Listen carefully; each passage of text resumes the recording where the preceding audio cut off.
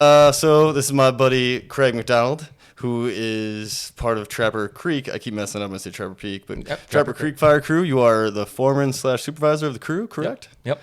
Of the advanced fire crew. So it's kind of this new structure. In the past, they had the Trapper Creek Fire Program, and it was basically militia is the phrase that they throw around. So you had the AFMO, and then you had a trade instructor that would teach, guard school, your basic L180, 190, stuff like that. And then you had a crew foreman that would take these students out. So if you're not familiar with like Job Corps, then it's a trade school basically. So if you can go there, you can get your high school education, you can go there, get your driver's license, and a lot of times you go there and there's like welding, carpentry, painting, culinary, facilities maintenance. But if they want to make a little bit of extra money as a side hustle, they come and do fire. Yeah. And so now with this advanced fire program, instead of coming to Trapper to be, a welder, carpenter, painter, whatever, they come specifically to Trapper to get a job in wildland fire, whether that's the Forest Service, BLM, BIA, National Park Service, state contract crew, whatever. Yeah, and it's a great program because you guys can farm some folks out too, right? So they come just for fire. Then, it's a great stepping stone. And then I guess I should back up a little bit and say that Trapper Creek is a Job Corps center, correct? Yeah. Yep. And it's a big facility, really beautiful up in the mountains. Oh, yeah. It's God's country up there, right off the West Fork River, man. Pretty fortunate. I love it out there, man. Yeah, really. Yeah, dude. What a beautiful place to work. Yeah. Even the compound, when you go by it, is amazing. Yeah, and you can tell, they take a lot of pride in that facility, and especially the fire guys. I don't know how they do this ranking system, but there's, 60 some odd Job Corps centers in the country. And Trapper Creek over the last 8 years in a row has won best fire program in the country. And I don't know how they rank that, if it's based on how many students they're able to place in fire jobs at the end of, by the time they graduate the program, or I don't know how they rank it, but that's one thing they hold themselves to is hey, this is the standard. We are going to be the best when it comes to Job Corps and fire. Dude, that's huge, man. And I think that, every fire crew, it's everywhere. I was going to say, especially contractors, but everyone has that same kind of pride because, once you get that bad name, and we've all been around districts or whoever, might have got a bad name and they're like, I don't know if I want to work with these folks. And then it takes a lot of work to get it back. So Trapper Creek, they're doing it right just off the start, it sounds like there, I think we talked about this the other day. It was it seems like more often than not when you come across people and you're like, oh, I work for the Job Corps, they're thinking like a little stigma. Not even thinking it. They'll verbalize it and oh man, I don't know how you work with those kids, and there's good, Job Corps fire programs, and there's probably some not so good ones out there. Yeah. And so, I always say okay, well, maybe you've worked with these guys in the past, but have you worked with anyone out at Trapper? Because, we got people blowing our phone lines up across the country saying, hey, you guys have students back yet? Because we're looking to staff a bunch of engines on the MODOK, or we're getting ready to burn 5,000 acres up in the Idaho Panhandle, or out there in North Carolina doing burning, getting ready for fire season out there. How many kids can you send us? Because those are folks who've actually been exposed to Trapper Creek and the kind of kids that we're farming out, and sending out to these guys to support their fire program. Yeah, exactly. And the high standard shows, like you said, it's not that you guys are having to ask folks hey, because that's what seems like happens a lot in fire. You've been around fire longer than I have. What do you got in there now? 14, 15 years? This is 15 years, I think, 2007. There's going to be some people mad that I didn't say 15, so I'm sorry about that. 15 years. Because I think 12 for me. So I think you started a year before I did, and then I took that year off. Yeah, because I was in Peaburg Yep. on the Pentler Ranger District, and you started in Whitehall, Butte Jeff, yeah. Phillipsburg for people who don't know. Yeah. I was thinking about that on the way down. I was like, man, I'm gonna have to say Phillipsburg. I think a bunch. Oh yeah, shout out to Phillipsburg. Yeah, what a great place, man. Dude. Beautiful. It's just the Peaburg, like just a little quicker, rolls off the tongue. Oh you know? yeah. And looking back on it, I was like, man, I was so fortunate to like not only work there, but growing up there too. It's just like I'm pretty fortunate, pretty blessed to have spent so much time there as I did. So. Oh yeah, and anyone who drives there, like just an example, if you're going from Missoula to Discovery Ski Hill through Phillipsburg, it's like it's an all right drive. It's everywhere you drive, pretty much Montana's pretty. And you come off Drummond and you're like, this is nice, and then you get that stretch. What's that road even? Highway 1. Highway 1. Hey, number 1. That's nice, man. Yeah, dude. Yeah, it makes sense. But and then you roll into Peaburg, and it's just like that whole valley opens up. You're like, geez, man, this is heaven on earth Flint right Creek here. Valley, dude. It's awesome. Flint Creek, yeah. I mean, and growing up there in starting working for the Forest Service there, looking back now, after 15 years, I spent, my first 5 years there as a seasonal. I'm pretty fortunate to have the leaders there that I did. Yeah. I mean, guys like Joe Brabender, Gary Lambert, Shane Benson, Jim Harrington. Most of those guys had spent time in the armed services. They're all military vets, and so these guys not only knew how to manage people, but when they were in the military, they were leaders of men. Yeah. And so it's just I've definitely taken a lot of good stuff from them, just following their leadership styles and everything. Dude, so it's been really cool, man. Same here. I was pretty blessed and lucky too to work. I mean, not form directly like you got the opportunity, which is amazing. I think the BBRD, Beaverhead Deer Lodge National Forest, I guess. Got to watch those acronyms. Yeah, we're gonna throw around a lot of them, I'm sure. Yeah, exactly, man. And the BBRD. I mean, it's still a good place to be, but it's when we came up, man. I mean, it was like there were some real heavy hitters. It felt like that. Oh yeah. Or maybe on their way out, might not even be there anymore. But like you said, Brabender and Lambert, because I think Gary just retired, didn't he? Gary Lambert. Yeah, he's been out now for like 2 or 3 years. Brabender is retiring. If he's not retiring this year, he retired last year. Yeah. I can't keep track. Yeah, it's like they're dropping like flies now, though. Everyone's getting Jim that Harrington, age. He's been retired now, for 5 years. Yeah, I forgot. Scrappy, Matt Latre, he's now moved up into the AFMO spot, maybe even the FMO spot now. Yeah. I don't know. It's been a while since I've been back there, at least swung into the fire shop. Yeah, man, I feel you. I lost touch with them. I mean, the last time I got to actually walk in there, it was kind of funny because Missoula Smoke Jump Base, when I was working there, we were doing like a practice jump just outside kind of, I think it was off the Scalco Road is where we're going to jump. And then winds were getting all kinds of squirrely because it was kind of like on this ridge top kind of meadow. And that sounds like a terrible place to do a practice jump. Oh man, I know. I was the last load, and I was just like, the wind was already getting kind of squirrely at the airport in Missoula, and I was like, oh man.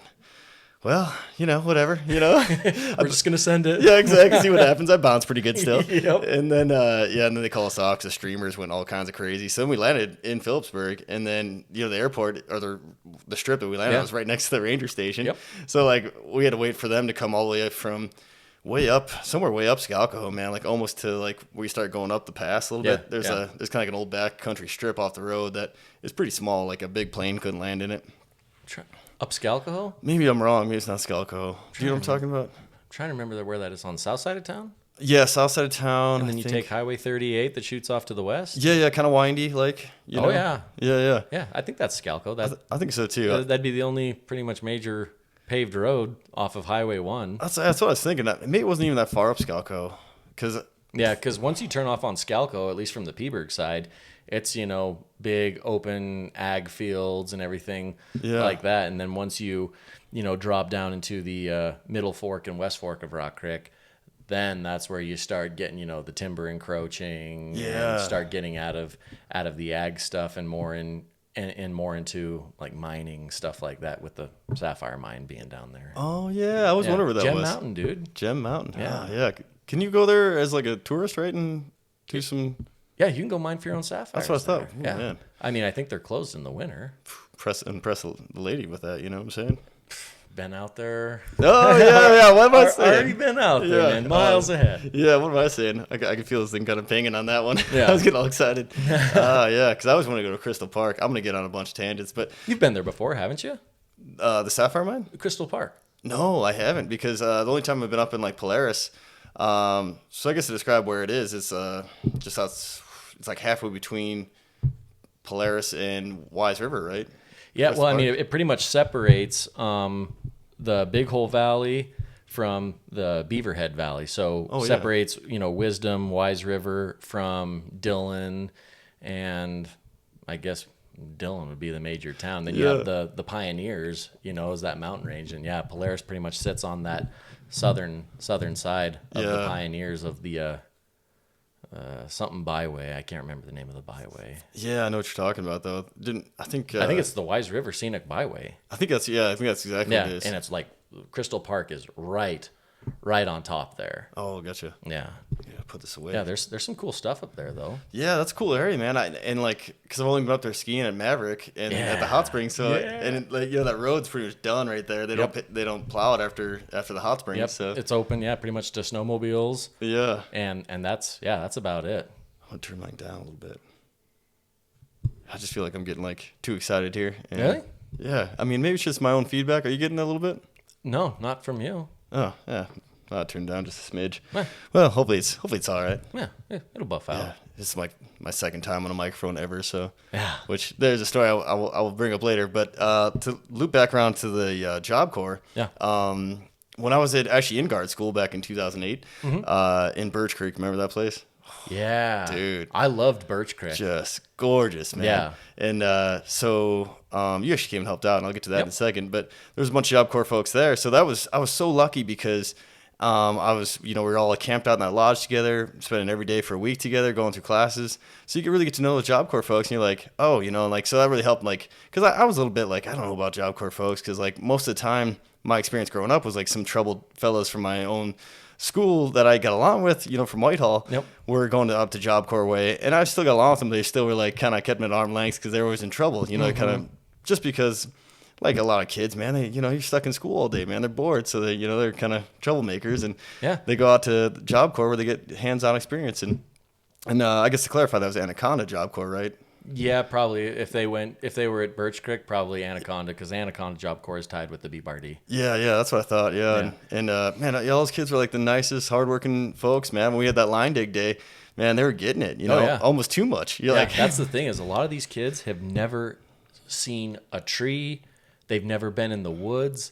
And so whenever these kids show up, I mean, you got to show them damn near how to tie their boots on. Yeah. And then they're super proud of them boots too, right? Oh, yeah. Yeah, that, dude, they absolutely. were just loving and it, dude. And they take pride in the work that they do. Yeah. And so, they're a bunch of hard-charging, barrel-chested freedom fighters for sure. Yeah, dude. Well put. Put. And I mean, some of those, that goes back to like the stigmas that a lot of folks have towards Job Corps is, hoods in the woods, it's just a one step shy of juvie or something like that. Yeah. And it's not just for troubled kids. It's for kids who don't want to go to college but want to go and be a welder or be a carpenter, something like that. Yeah, so it's not just hey, all troubled kids come here. Yeah, it's just people are more like inclined for the trades, which anymore, I remember even like luckily my he was like social studies teacher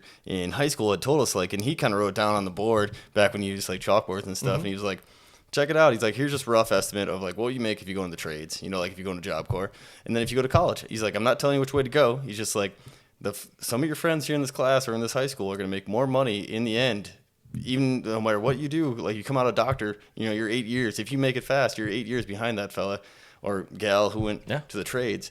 And that 8 year, that person in the trades can be making a ton of money, especially become like a crane operator or whatever you end up becoming. Like you can make a lot of money, as a crane operator. Yeah. So, and I don't know if it's just a random, weird experience for me, but I know a lot of folks who are going to school, went to college, and they can't find a job out of college, or they're doing something totally different, not related to their degree. Yeah. And this trade school here, this guy, this trade school thing, it's awesome because they get out and their trade instructors like expect them. They have to track them for 3 years, I think, to make sure, hey, do you have a job? Are you getting a job? Here's some contacts upon graduation. If you're a welder, awesome.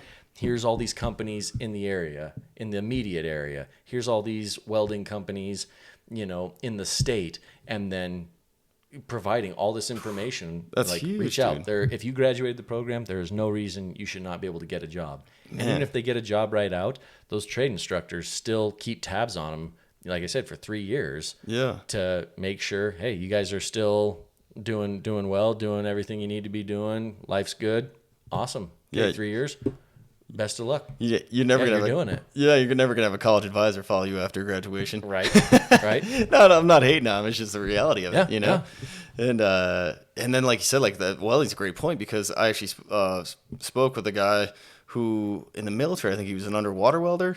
Maybe he did it afterwards. I can't remember like how his path went, but he did do it privately for a little while or through a company because he talked about how much money he was making being an underwater welder. Yeah. And at the time, I'd just come out of high school and did a little welding just in shop class, and my dad welds, and you know, it's just like a family. I mean, your family's probably the same way as mine. It's like just kind of country folks that can kind of do a little bit of everything. Oh yeah. So you know, jack of all trades. Yeah, exactly. So I could weld a little bit. You know, in high school, I haven't really welded too much. Great at nothing, good at everything. Yeah, exactly. And I'm bad at everything, and you know. Wish I was good, but we were just talking about just holding the bead underwater and like just kind of the technical part of, you know, underwater welding, of welding in the bubble, and why he gets paid so much, because a little bit of a risk, you know. But I mean, I can't remember what kind of money he was bringing down back then, but I mean, he was like 6 figures, and that was, I mean, he was probably in his 70s or 80s when he was talking to me, so and he was in his 40s, so you know, like 40 years earlier when he was doing the underwater welding. Hell like, yeah. Doing some gangster stuff. Yeah, exactly. Yeah, man. 1970 or whenever that was, you know, like, I mean, that was really good money. I mean, that's good money now, but really good money back then. Yeah. You know? Dude, I was like trying to jog my memory the other day, and I was thinking, okay, you know, Luke was on the B-Bar-D, and then where did your career take you? Oh, dude, I know. After the B-Bar-D, like how long did you spend? How much time did you spend on the B-Bar-D? Because I was there for 5 years, then went to the Lolo. Yeah. How like where did your career take you? I guess after I split, I guess. Yeah. So like, I mean, maybe I don't know. Maybe you started the wave, but no, so after 4 seasons, I think I was pretty much done with my degree. And that's the reason why I was kind of sticking around on the district, because I wanted to go hot shot, because the end goal was smoke jumping.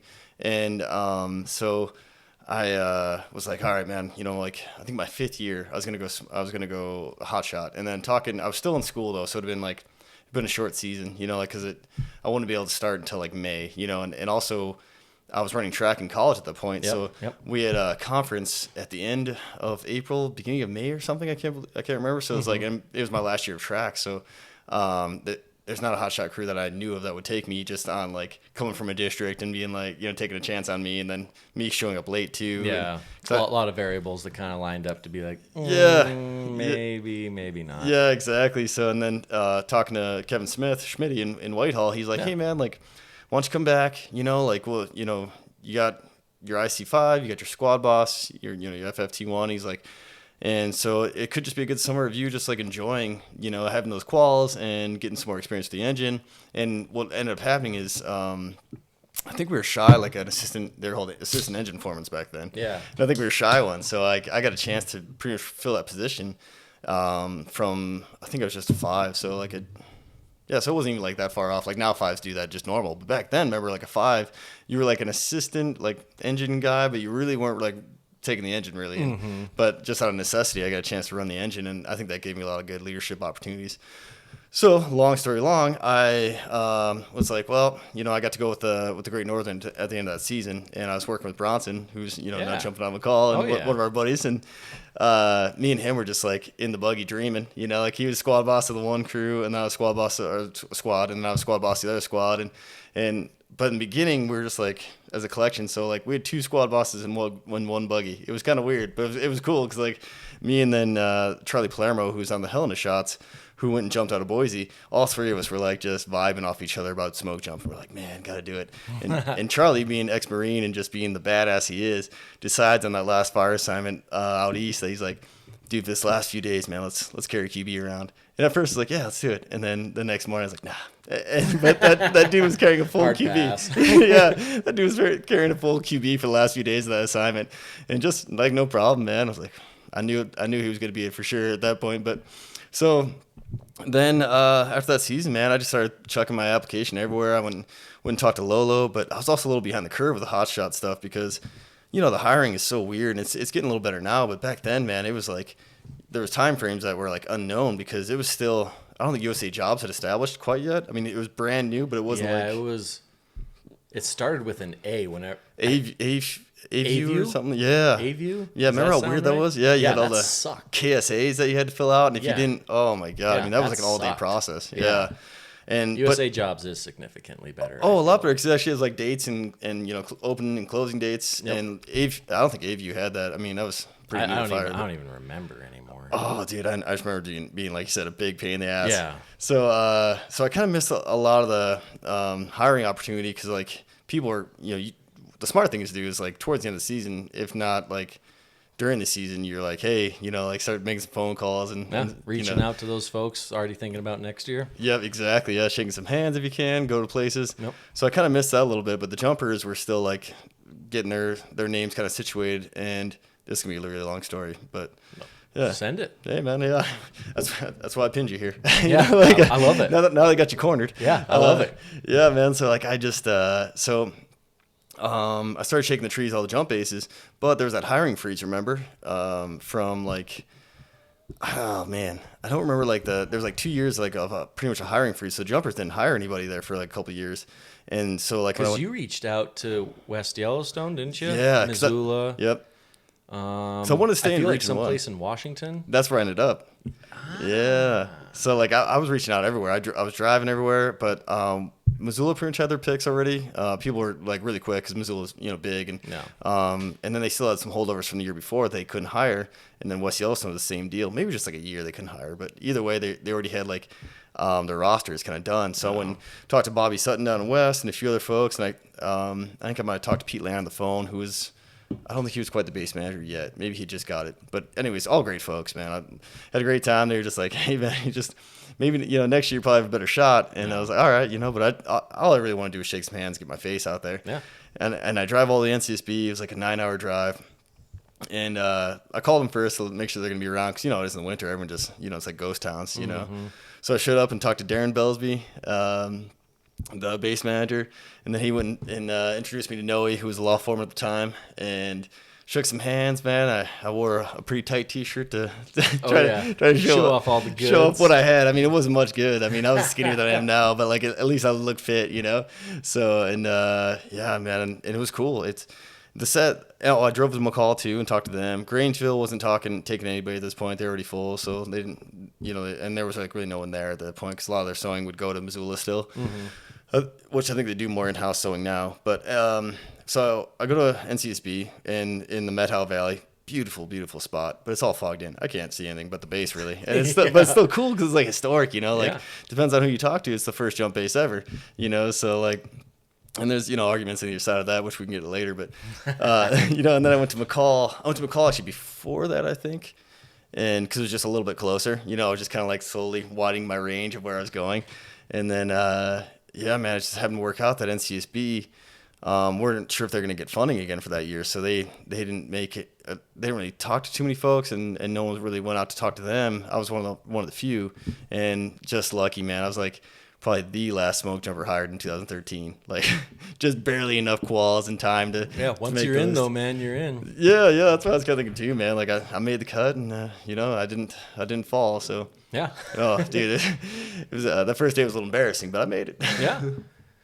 And how many years did you spend there? I like I said, I was trying to like recall all this. I'm like, oh yeah, I have no idea. Well, and like and to folks who are in the fire world who may listen to this, they understand how like all that movement happens. Like especially after the first couple of years, you start kind of shooting off everywhere, and then you start realizing how many other opportunities there are out there. Yeah, it seems like it usually does take a season, 2, maybe even 3 seasons to finally be like, oh, hey, I'm gonna pull your head out of the sand. There are districts everywhere out here. Or there's a hot shot crew here. There's a jump base here. Rappel crew here. Helitac crew. Whatever. Yeah, exactly. Like, oh man, I remember the first fires on with rappellers. I was like, what do you guys do? You guys look awesome. And they did. I know there are other people in these woods. Yeah, exactly. Where'd you come from? And like, dude, when we started, remember you didn't get a radio. So I was just like digging line around this like cabin. I thought by myself, and then all of a sudden I started hearing some music, and I walk around, and it's the Gallatin Valley Repellers. Mm-hmm. All of them had these sweet mirror aviators on, dude. Oh, and they had a little boombox they were jamming. And I was like, oh, dude. And we just got them on loan for that evening because they had to get back. But when was this? Cool. What year was this? That was 2013. That was the Cactus Fire. It was just Cactus. So Chris Herrick's out of Venice. I think he'd already moved on from them because he was on that crew for a while. Oh, yeah. I think he already moved on from them, yeah. And I think he was actually in salmon repelling at that time, though. Was he salmon? Yeah, he was a salmon guy. Oh, I'm all messed up then. Yeah, I'm trying to think. Shooty, though. Remember Shooty? Yeah. Yeah, he went to Gallatin. Is it Doug Shooty? No. Yeah. Is it Doug Shooty? I think so. I hope I'm right. I hope I'm not butchering it. Shooty, if you watch this, man, I'm sorry. Sorry, Doug. Yeah, dude. If you are Doug. Yeah, if you are. But yeah, dude, I got to see him on a fire. Dude, I feel like I'm just belting this out here. But I got to see him on a fire, and can you hear me all right still? Yeah. Oh, man, I just felt it ping. I was just like, but we were on the fire over by Bozeman. Highlight. You ever went to Highlight Reservoir? Highlight Lake, maybe? Maybe it's a lake. It sounds familiar, but I mean, I just saw it in a Montana Outdoor magazine or something like that. Surprised. I don't know. Probably it's not. Kind of south of Bozeman. I still have not been there, except for I jumped a fire just above it, and they're already sending the world at it because it was like right by the watershed, and so I ended up seeing that as my first IC4 assignment. Didn't know it was an IC4 just because. I don't know, man. I think you probably had the same thing with Whitehall. We'd have a decent sized fire where the dispatcher just kind of send everybody for you, and whoever gets there first, and then you just kind of manage it from there. So you could end up with state and different districts there in one kind of party fire, and then you send them away as you don't need them. Mm-hmm. So that's the kind of fires I was used to as a Type 5, which technically is more of a Type 4 fire. No. But at the time I didn't know. So when I got the repellers, I got the district folks and jumpers, and I came with the jumpers, but I was just thinking, oh, it's a Type 5. I just was doing my thing. But Dean Chambers was my trainer, and he was so awesome. All he did was shadow me a little bit, and he was checking in a little bit, but he was, dude, he did such a great job that he didn't even make it known until afterwards. He's like, where's your task book? I was like, what task book? He's like, where's your Type 4 task book? And I just got one, so it was like my first ink was that, and it was great. But that was my first experience being near Highlight Lake, I think, and never been back there since, but it looked great from a distance. Oh, yeah. And we were up on the hill, and people are paddleboarding, and just looks awesome. This beautiful beach in the mountains, and I'm like, and you never went back. Yeah, never got to actually check it out. Yeah, man. I know I got to, man. Dude, that's one thing that it seems like in this neck of the woods, here in western Montana, and correct me if I'm wrong, it seems like IC4 assignments are kind of hard to come by. Definitely, man. You're seeing that? Yeah, for sure. Yeah, and like I said, I don't know. Like, you can correct me if I'm wrong, but it just seems like it's really hard to get some of those IC4 assignments. Like, I'm looking back on whenever I was on the Payette, the west zone of the Payette there outside of Weiser, Idaho. Oh yeah. And it's all grass and sagebrush. And so if we got an IA, I mean, you either had to be standing right next to it to catch it as a Type 5, or it was going, definitely Type 4, a lot of times even Type 3. Yeah. Type 3 on there. And so that's something I look back on and was really thankful for, to get that exposure and that opportunity, getting to be an IC on those kind of fires, those fast rolling grass and brush fires, with some homes, structures threatened and everything, and they're sending, a bunch of engines, interagency, all of that. So that's something I look back on. I'm like, okay, that was pretty cool to be a part of that and get to have those experiences as an IC4 trainee over in that neck of the woods. Dude, I totally agree, man. Like I kind of missed out on that a little bit in eastern Washington or eastern Montana, with all the grass fires and stuff. Like, didn't get a chance for the IC one, and I really wanted to because of that, opportunity of something just going ginormous and just kind of rolling with it. Like, all right, get a map out. Where's this thing heading? See where you can cut it off. Let's put some fire on the ground and see what we can do here.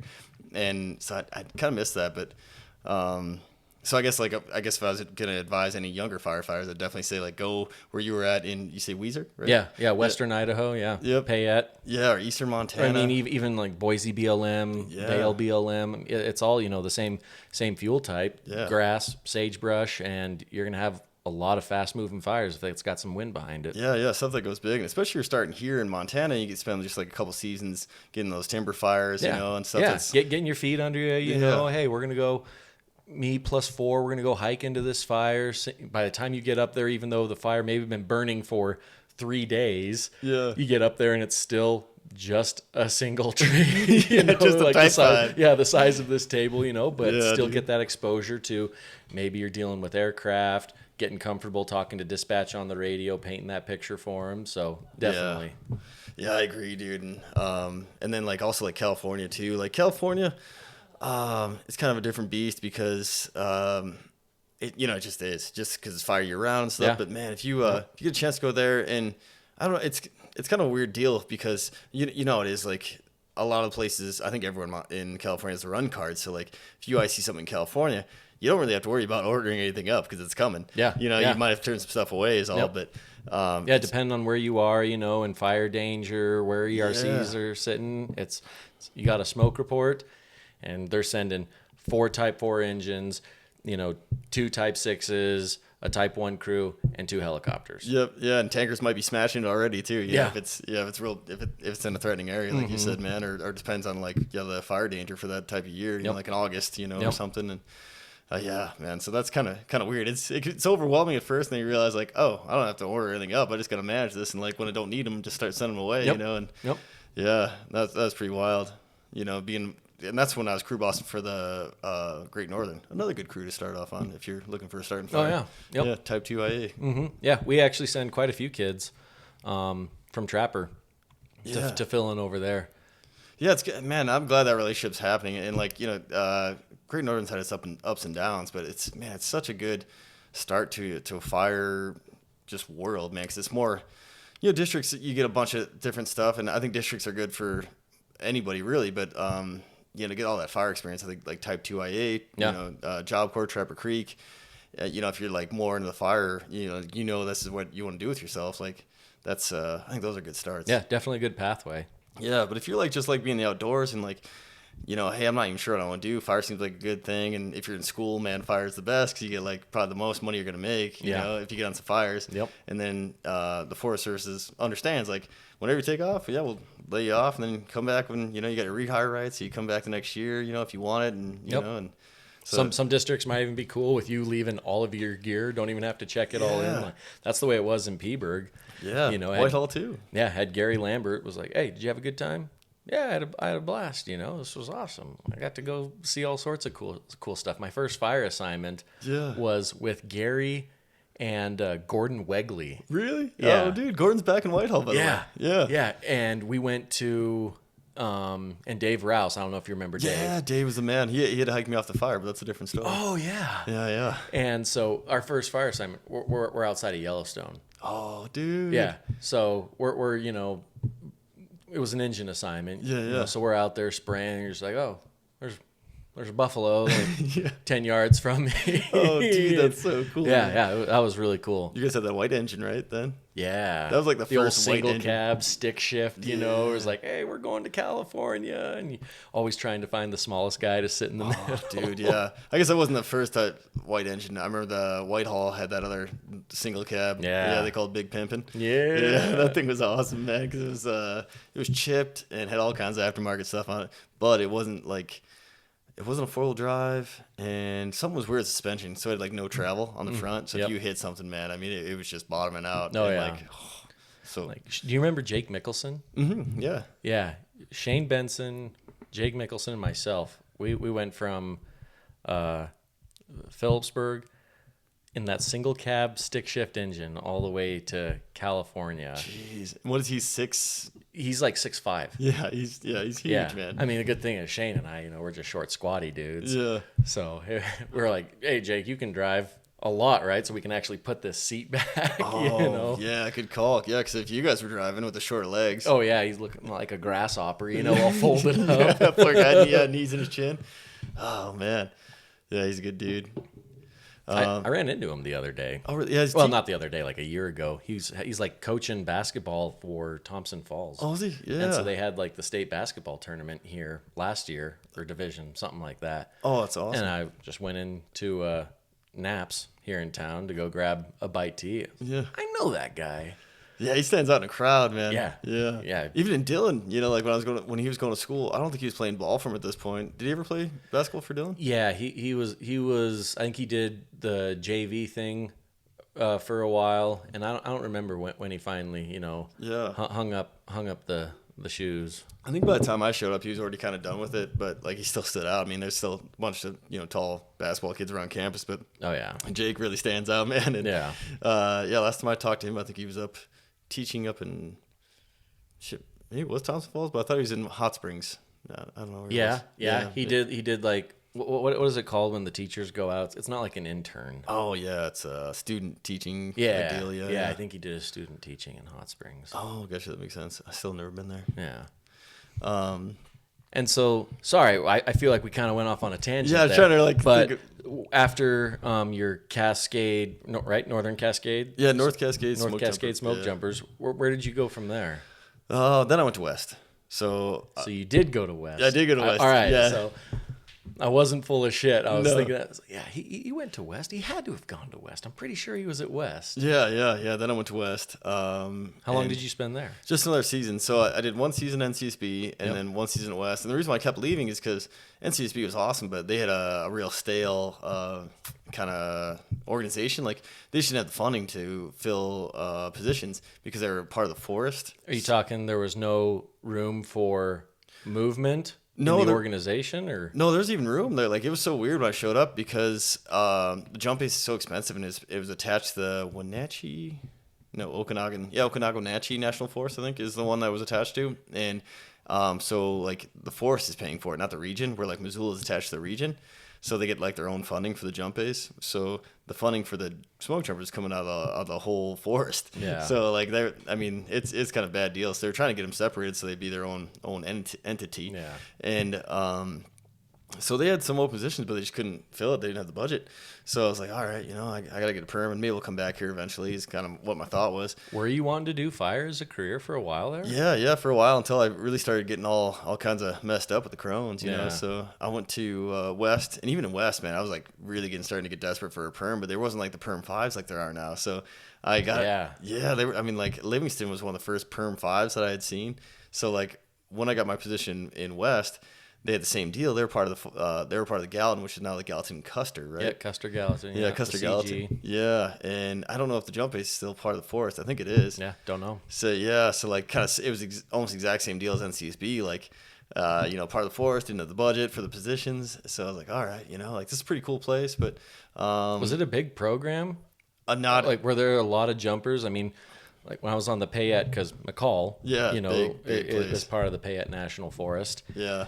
I mean, you go up there, and it's like you guys have an army up here of smoke jumpers. Yeah, was it like that with North Cascades and with West, or was it a pretty small organization due to the funding? Due to the funding, yeah, and just smaller bases, man. Like they're so like. See, I would almost like that.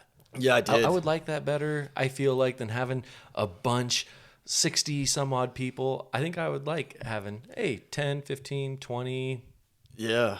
No, totally. Like, and it's weird because it's such a different world. Like, so Missoula is great because it's big though, and you get like a ton of opportunity. Almost everything in the Forest Service side of the jump realm flows through Missoula. Like people get kind of mad about it and they try to say like, oh, we got our own thing, but it doesn't even matter. Most of like the Region 8 stuff seems to flow through Missoula. Like other jump bases are doing their own thing. Like Reading has a Region 8 program, NCSB, everybody kind of has their own thing. But a lot of stuff flows from Missoula because it's like the mega base. Yeah. And so there's always like a little bit of... The Dark City. Yeah, exactly. Yeah, like... there was a T-shirt that had like... I can't remember what it was, but it was like pretty much it was the Puppet Master of Puppets, the Metallica T-shirt. Yeah. And it had like... And it said like Missoula as the puppet master, and then it had like Grangeville and West on the strings. And I think people were like kind of bug people about that one, but I thought it was hilarious. Yeah, oh yeah, you gotta find humor in it. Yeah, and that's what makes fire so good too, is all the humor. Oh yeah, but you gotta have kind of a weird maybe sick, twisted sense of humor, but it's like, I know I'm weird. I dig that shit. Yeah, exactly. Oh, totally, man. You throw something totally weird out at me, I love it. Yeah. Oh, dude, I'm with you, man. Yeah. Like that's why whenever I talk with you, I'm like, man, he's a goofy motherfucker. I like that. Yeah, exactly, man. Exactly, dude. Like, that's why, like, man, when I started this podcast, I was like, I wanted to have you on because I knew we'd vibe and, like, all the stories we had. And, our careers have been kind of similar, you know. We got about the same time frame, too, man. And, like you said, we're both weird, so that makes it good. Yeah. It's a match made in heaven, dude. Yeah, exactly, man. Oh, you stop. And so after West Yellowstone, then where? Then I went to Missoula. So just chasing the perm, like I put in for a bunch of perms, like let me sit in as a perm 5. Did you end up getting your perm? No, never did. Still seasonal. So you were never a perm? Never a perm. Damn. So that's where I went wrong. I was like, yeah, he's gotten a perm. No, so like right when I was up for like a perm, like I was one of the top jumpers probably in Missoula, just time and quals and everything. You know, like it was like I feel like I was doing pretty good work for him. Like they, you know, liked having me around. So like.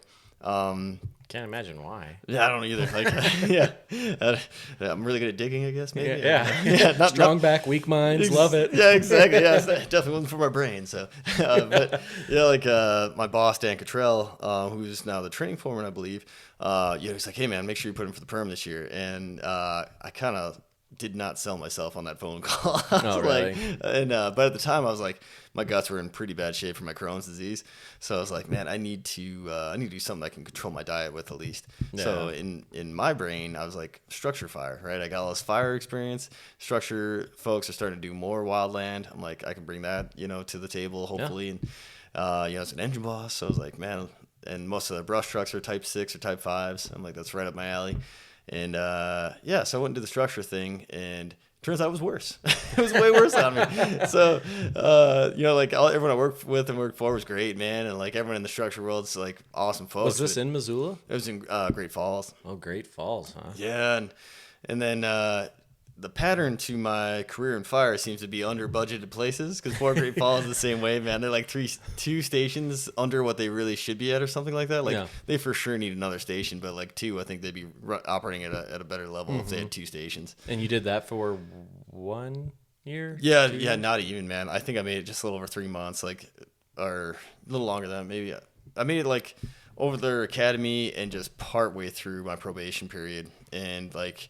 My second or third shift, like my Crohn's in such bad shape, man, that like I was almost missing calls because I'd have to go to the bathroom. And then, like, we get the call and I'd just be like hurrying up, trying to make sure I would like get everything out of me. So like when I was on the call, I wouldn't just shitting your guts. Yeah, exactly. So just getting everything out, getting the demons out, and then, so I wouldn't have it happen on the call. You know, like listen, I know you're in bad shape, but so am I. I need to use your bathroom.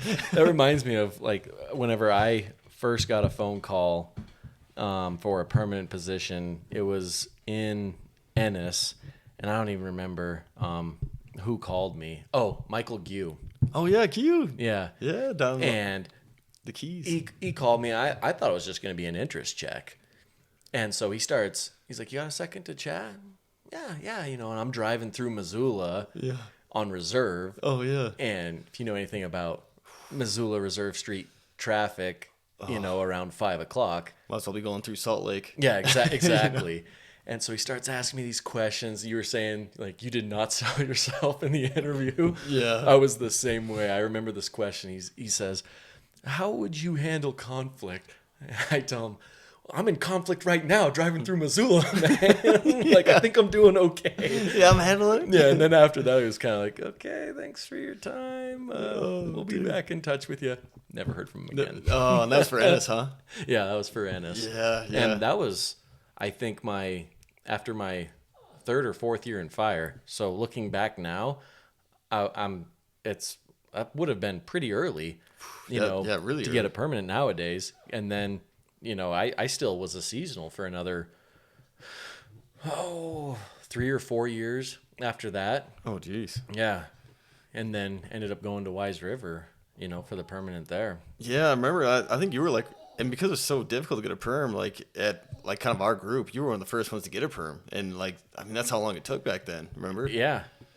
Like, I mean, unless you were really willing to move like farther, into a different region, because Region 1, think it was the whole region didn't really have perm fives back then, right? Yeah, few and far between, it seemed like. Yeah. And I just, whenever I worked on the low, I was in school still, and I wasn't sure what I wanted to do. If I was like, hey, I'm going to pursue a degree, or if I want to do fire as a career, it's like I loved fire, but still wasn't sure. And whenever I went to the low, it was there was a guy there. What the heck was his name? In 9 Mile? At 9 Mile. Position. What was the position? I think he was the senior firefighter. Big dude. Stark. Jeez. Did he come from Helitac to go to the senior position? Not the same dude I'm thinking of? No, he was only there for a little while as the senior, and then he ended up taking a job in Oregon as an AFEO. Oh, really? Yeah. Stark. He's named after a mountain right there behind 9 Mile. Oh, really? You think I'd know that? I should know that. Yeah, I can't think of it. But anyways, the best advice he gave me, when I was thinking, okay, maybe I do want to do this as a career. Yeah. He told me, he's like, it's not hard to move up. You just have to be willing to move on. Yeah. And so after he gave me that advice, after 5 seasons as a seasonal in Peaburg, and then that 1 year on the low, I started aggressively pursuing, other positions that I knew I had the time and grade for, the quals for. I had, my supervisor saying, hey, like you're ready for some of these positions. Yeah. And so after that, I just started making some phone calls, even, starting there at 9 Mile. Hey, is there any word of a 5 being open, perm 5?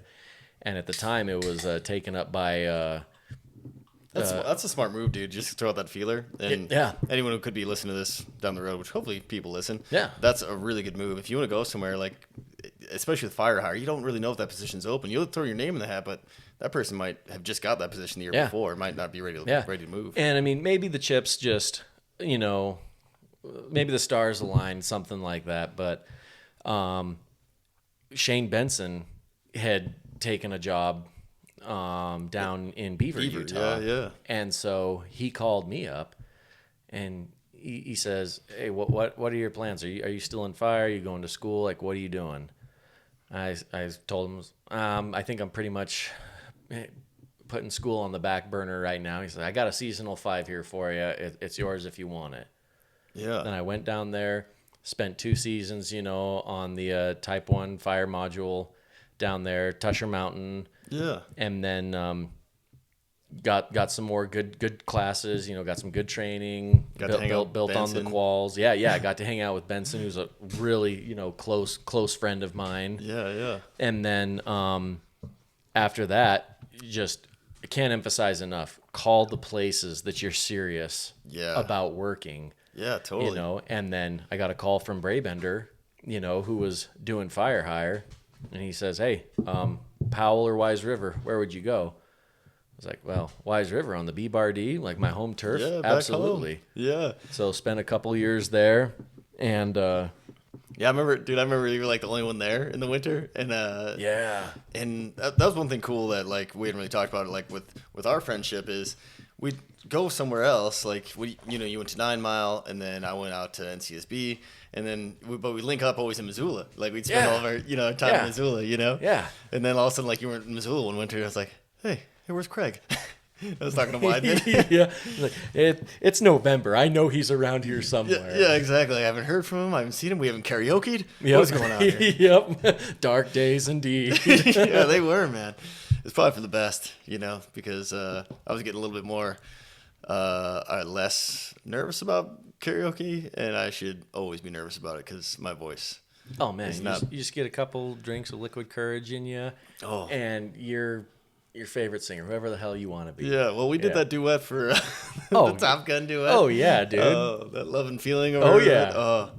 You carried us. It's a classic. Man. I mean, it's like, great. Everyone knows that. Everyone knows that. It's song. true. I mean, the crowd helped out a lot. I just I lost the words, but you kept rolling. So. How'd you lose the words? They're on the screen. I know, that was the worst part. Damn it! You had one job, Luke. I know, dude.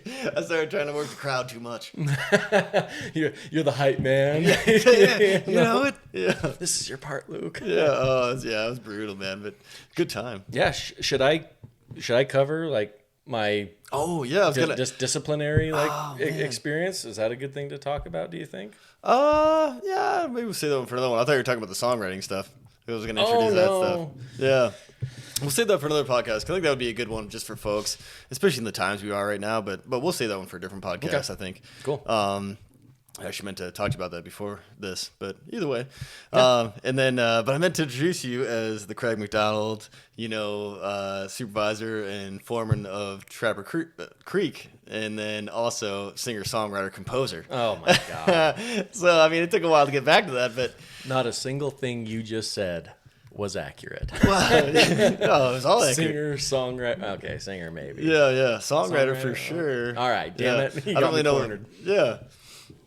And I mean, I don't really know what a composer actually does, but I'm nobody pretty sure does. in there. Yeah. Nobody knows for sure. Yeah, that's what I figured. So I figured I'd throw it out there anyways, because it sounds nice. Yeah. It really rounds everything out. Yeah. And then, pretty much composed a symphony. No, not a symphony. An a cappella group, I guess, more of firemen on a fire one time with your rendition of the Highwaymen. Yes. Yeah. What was the title of that one? So instead of the Highwaymen by the Highwaymen, so Merle Haggard, Johnny Cash, Chris Christopherson, Waylon Jennings. Legends. Yeah. We were on the Wallow Fire in Arizona in 2011, I think was the Wallow Fire in Arizona. Yeah, still one of the biggest fires probably. And yeah, it was a B-Bar-D crew, and it was me, Jeff Barnes from Ennis. Yeah. Chris Herricks from Ennis. Yeah. Donovan. Donovan. Not Suko. I'm blanking on Donovan. Yeah, he works up. I don't know if he still does, but he spent some time with the Helena Hot Shots. He worked out of Dillon. You talking about Dominic? Dominic. Yeah, Petrelli. Yeah, Yep. Petrelli. Yeah, I just saw him recently. And then man. there was he looks good. Yeah, there's another guy, Ryan something. He worked out of. I thought he worked with you. Ryan. Yeah. Where did we leave off? What was that? Where'd we leave off?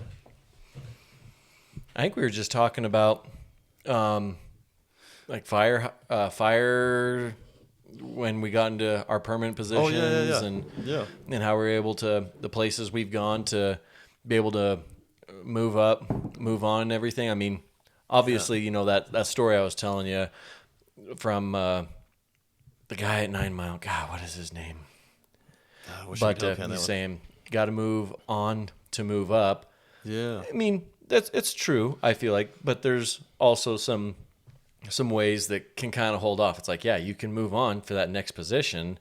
Yeah. But then if you're not in an area, that has an aggressive fire program, or you're just not getting a lot of IAs, then you might be sitting there stuck waiting to get those quals, those training assignments to then be able to qualify, for the next position. So, dude, 100%. Yeah, looking back on it, I'm pretty fortunate to have worked, in the different places I have, Region 1 and 4.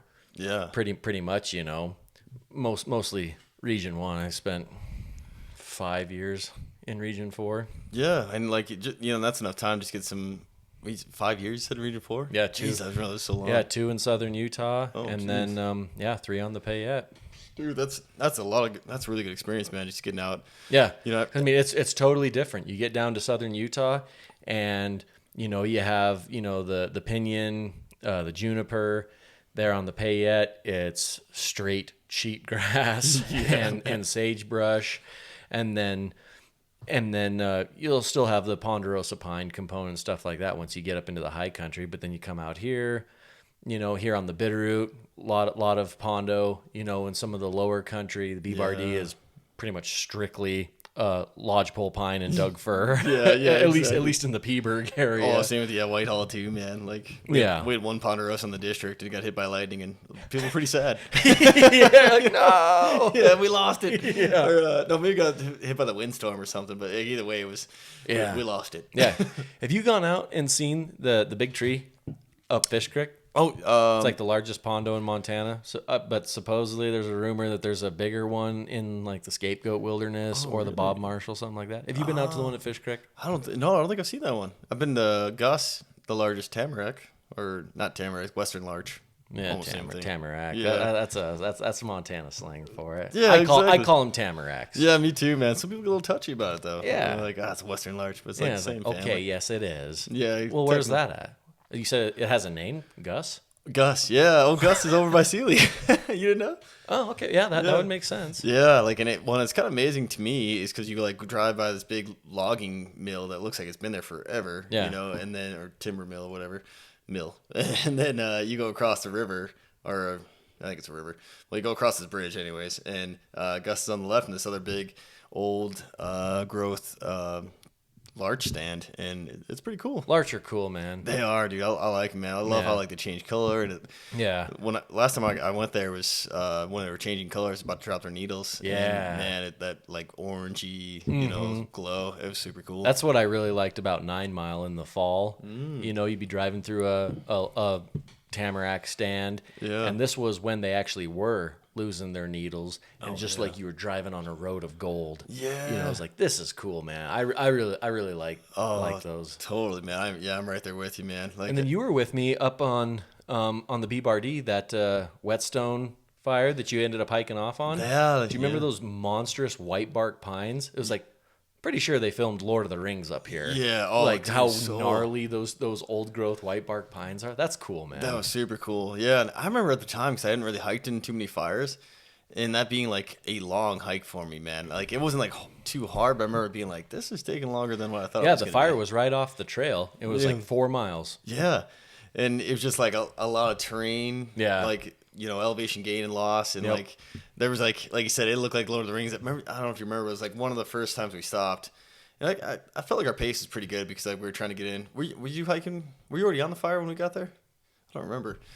I don't know. Well, I hiked in with a pretty large group. I mean, must have been us then. Yeah, because I mean it was on, you know, the Pentler Ranger District. So I walked in. We I-8 it. Yeah. And I don't remember if you guys still met up with us and we all went in there. I think and were first on scene all together, or if we showed up and, you know, ordered you guys. I don't remember. That's what I'm trying to remember. Yeah, I can't remember. And because I remember Craig Howells was the crew boss. Yeah. Oh yeah. And he hugged us in. And where is that guy at? That guy's in Billings last time I saw him, and he I can't remember what his position is, but he's doing well, man. Like he's such a great guy. He's with the BLM. BLM out of Billings. Yep. Yeah. And man, who knows? I mean, he's a mover and a shaker. He might be somewhere else, but back in 2016, when I was doing my engine boss trainee, I was out there and with Mike King was my trainer, and it was a good time. Man, we're Type 6 in it, and you know, ran into Craig and a few other folks that like I hadn't seen him forever on that assignment. Man, it was really good. But yeah, he's doing awesome. I can't remember what his position was, but I think he's kind of a higher position up there, you know, and doing good things. Yeah. It's crazy, man. Like fire, you know, we always say fire's a small world. Yeah. But once you spend a couple of years in it, then you really understand how small it is. Yeah, man. Yeah. You know, like out in Ohio, guy working out there is like, oh, you work with Alex Graham, who's a guy who works on the Sula district. Oh yeah. You know, Shane Benson. Guys know Shane Benson in Colorado. Oh, dude, all over. Or wherever. I mean, it really is, you know, a small world. Oh, dude, totally, man. And we were there and like having a good time, and all of a sudden out of nowhere, old Honkamp and Nelson show up, and you remember Leroy Honkamp? Leroy Honkamp. Leroy. Yeah, because you were still around when he was in dispatch that one summer. Yep. Yeah. Yep. Oh, it was awesome, man. I loved him in dispatch. Me too, I was like, please, Leroy, please be on the radio today. Oh, it's so great, man. Because like, he was like really good about just like giving you heads up on stuff. Like I seen this little small fire, and he knew, because he knew the forest so good. Yeah. We were in a tall timber stand. He knew we couldn't see the weather very well. He's like, hey, just giving you a heads up. There's a hell of a squall coming your way. Yeah. He's like, so get, batten down the hatches, do what you got to do. But that's the nice thing about having dispatchers who've actually spent time out in the field. Yeah. Is because they know, what we're experiencing on the ground, and realizing, hey, these guys might not be seeing this, or I'm sure it's on their radar. Yeah. But I'm just gonna, in case it's been in their blind spot or whatever, reinforce it.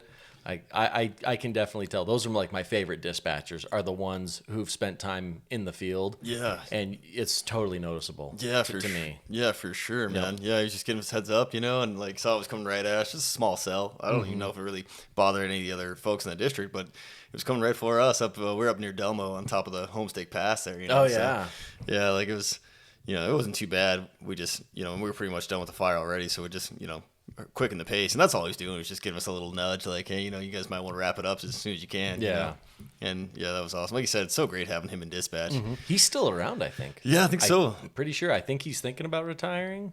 Man, that's going to be a loss, too, when he does retire, oh, man. Yeah. Just because, the knowledge. I think he's still the saw coordinator.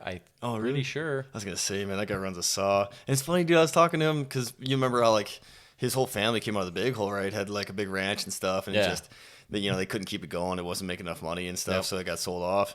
And, man, I just was so grateful to have this time with him when I was doing my detail back to Whitehall for my engine boss. Mm-hmm. I got to spend time with him and Sampson and do some burns and stuff and just ride around with them. And, dude, I mean, he was hiking and putting more fire down than any two guys on dude. That. Yeah. And I was like a smoke jumper with my chest out thinking, like, man, He's one of those legends, man. He is, dude. Like, and, man, you like, when looking at him, I was like, I was like, and it was just out of respect. I was like, man, I want to make sure I work my butt off because I really like working with Leroy and Samps, and I want to make sure, like, I earn my keep here. Yeah. So, and, like, I had a little chippy in the smoke jumper. I want to make sure I put all the fire down and just worked my butt off. And Leroy, dude, he would just, like, he'd grab a torch and be gone. And I'd be like, oh, geez, dude. And I'm, like, dying trying to keep up with him. Like, that plan went away. Yep. Like, so Sampson was your AFMO. AFMO, yeah. I ran into him last year. I took an engine out, a Darby engine out to central Montana, Lewistown. Oh, yeah. And, we get out there. I guess this was the second time. I went out there, and then Do you have his team back. out there? I think so. Yeah, I think he's got a Type 2 team right now. Yeah. Yep. Because then after I did that engine assignment, got a lot of fire activity over there. Had that Judith River fire that went Type 3. We burned out all night, which was awesome. It was a total blast. Yeah, man. What an experience, huh? Yeah, and then it was cool because I had a bunch of other folks who had never burned before, let alone at night. It's so pretty at night. Man, they loved it. And it was so cool watching them, and having some of the more experienced guys kind of intermix between them, like coaching them up. Yeah. And seeing, even though it was a 2-mile stretch that we burned out, seeing how it was from when we very first started lighting to the end of, like, yeah, these guys are starting to, anticipate fire behavior, where they're putting it down. Yeah, how much to put down. Yeah, different techniques. Yep. I just thought that was really cool. And I ran into Sampson on the next. Quick question. Yeah. Did you pull out the Chevron? No. I don't know if I've ever done the Chevron. That's why I was asking. No, we straight stripped it. When I was in Ohio, a couple weeks ago. Yeah. You doing the Chevron? Yeah, we did the Chevron. Oh, that's a legend. Yeah. Dude. Yeah. Yeah. So sorry to cut you off. You said you ran into Sam's though? Yeah. So came home and then, like, I guess it was probably a month later now, got ordered up. We had that Team Rubicon put together. Oh yeah. That we were hosting at a Trapper. Yeah. And so, at the time the Bitterroot was just starting to open up again. They were keeping folks pretty tight to the forest. Yeah. And things were just starting to open up. And we're like, oh yeah, we're going to Colorado. We're going to Wyoming because the Mullen.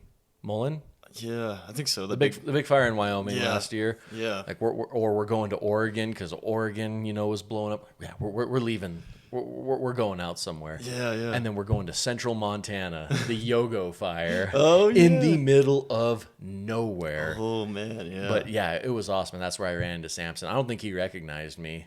Oh, really? I mean, he's got a pretty good memory. Maybe not right off the bat. I bet he maybe put together later then. Yeah. You know how it is. Like sometimes you see somebody and then, you go back to whoever you were hanging out with. You're like, that guy looked really familiar. Oh, dude, for sure. Yeah. Yeah, and and it's easy for us too. I thought about that all the time, and pretty thankful for the people that we worked with on the BRTs because the memory's so good, man. If I ran into Gary now, he might not know my name, but he kind of know who I am. Yeah. Because it's probably about like the same time frame with you and Samps, where it's like you haven't seen Samps in a few years. Yep. But if he got to talk to you a little bit longer, he'd be like, oh, yeah, Yep. McDonald, what's up, dude? Yep. And Lambert's the same way. I think the last time I saw him was last year, the year before at the brewery, and still gave me a big old bear hug, man. Oh, yeah. And just great people. And like you were kind of saying about the fire coming, everyone talks about, like how small fire community can be. And when you first get in, you're like, this is huge. There's like 10,000 Forest Service. Yeah, you go to a fire camp and you're like, oh my God. Yeah. Yeah, there's like 10,000 Forest Service firefighters alone. Well, not forestry technicians. Yeah, forestry technicians. Yeah. Excuse me. Yeah, tender subject, Yeah, yeah, exactly. You can edit this out later. We're only firefighters when we die. Yeah, yeah. Oh, that is true, yeah. Yeah, then we get called firefighters. But in the meantime. Memorials. Yeah, until then, we're technicians. Yeah, then, we're technicians. Yeah. Every time I see, an email come out, and like, hey, somebody got hit by a snag or there was a vehicle accident, burn over, whatever, I fight every ounce of my body to be like, respond to the email nationwide. Yeah. He was a good forestry technician. Yeah, he was just the to be a best. smart ass, like I said. Yeah. Yeah, it's a weird deal, and that's what I heard about. Like, I haven't actually watched the Anchor Point, not to pivot off too far from what we're talking about, but I haven't watched the Anchor Point podcast yet. I've heard good things. But... No, I haven't either. This is actually the first time I've heard of it. Oh, really? Yeah, maybe. Yeah, and I kind of same deal. Until I was going to put this together, like, I'd hear from like random folks, like, hey man, there's actually another one out there about wildland, the Anchor Point. But what they said is he's kind of tackling more of the stuff about like the firefighter stuff and more kind of political. Yeah. Get involved political side, maybe management. Yeah. Sort of side of things. Yeah, exactly. Like he's a little bit more in the weeds on that stuff. You know, and which I'm not opposed to. It's just he sounds like he knows a lot more about it than I do. And, probably me too. I'll probably misspeak. If we start getting into the weeds on that, I'll be like, that guy does not know what he's talking about on that subject. Yeah, exactly. Which probably people say about all this for me. Yeah. But I mean, going back to the small world thing. Yeah. I mean, even doing hiring this year, going through applications, I'm just like, I know that guy, I know that girl, that guy. And it's I don't know. It's just kind of incredible to me that totally. That it's just like, I know a bunch of these people, and I can be like, hey, I've worked with them.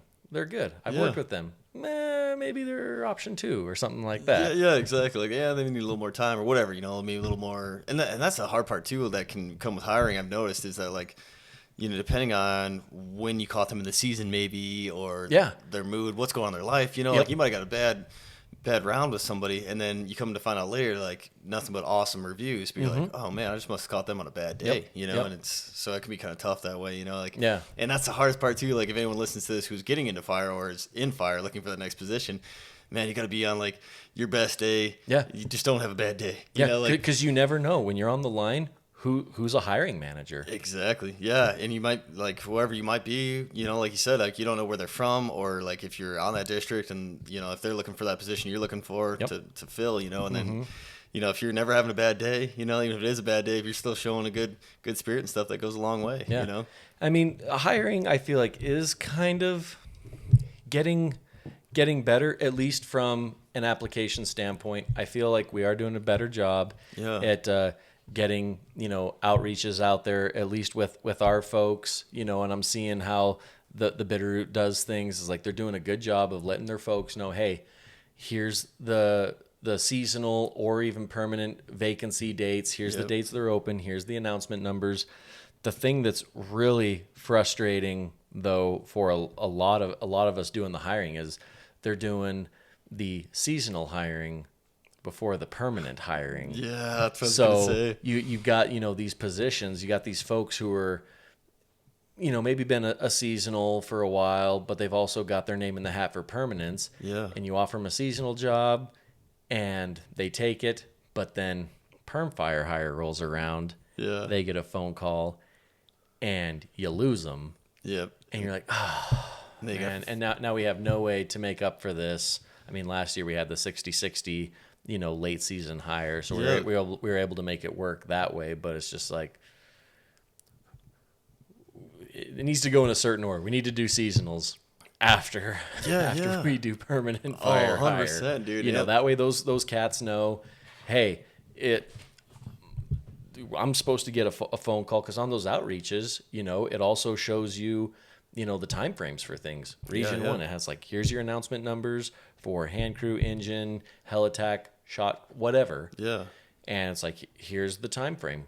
Applications are due, let's say, October 15th. They're going to be reviewed on these days. You're going to get interest check calls on these days, and then job offers, tentative job offers on this date. Yeah. And so it'd be nice where if they could do permanent and then seasonal, those guys would know, okay, that date has passed. I'm probably not getting a permanent. I better take whatever seasonal job comes up, so no one's left short-handed. Yeah, exactly. Like you said, especially you're in that 4 position and you're looking for a 5, and that's the only place I see the issue. Is with folks, going from the 4 to a 5. Yeah, exactly. So you can put your name in both hats on that one. Either way, you want the pay upgrade, and actually the 5 seasonal pays more. But down the road, that perm 5 will pay you more. Mm-hmm. Yeah, exactly. But and that's what I was gonna say too, is that the open continuous stuff is a good idea, but they just didn't quite do it all the way. Did you see that this year? And it kind of got me, because I was in the hospital when I applied for the assistant engine captain position. Was it AFEO or whatever? Yeah, AFEO. Yeah. Well, if it's a type 6, it's AFEO. If it's a type 4, it's FEO. See, I did not know this. Yeah. Yeah. So and then type FEO, 6, type 6 captains. SFEO, right? No, that's type 4s is SFEO. And then the type 6s are FEOs. FEOs. Oh, gotcha. Yeah. See, I was so confused on that this year. And but the assistant position was only open, it's like normal fire hire usually is like from, like a month or 2 months, it's open.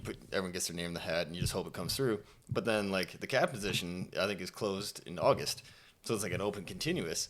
So which is great, because then all of a sudden if a captain position moves an AFMO or moves duty stations, it's like, can you hear me all right? Yeah. I just realized like a mile away here. No. But yeah, if they move duty stations, then it's like, oh, all right, well, that person's on, but we still got a pool in the hiring, we still got a bunch of folks in the hiring pool. It's like, now we can just, upload the next person we were thinking about hiring, and fill that position. But like, if you're going to take your assistant, which most people would want to do if they get the time and grade, take your assistant and put him into the captain position. Yeah, hire the devil instead of the devil you don't. Yeah, exactly. And if you want to do that, then that open continuous is not open anymore. So then hopefully you can get a detailer. Otherwise you got a gap right there in that assistant position. Just like you were saying with that 5 position too. Mm-hmm. So it's I didn't. I think they're working the bugs out this coming year though, because it's like baby steps. You know?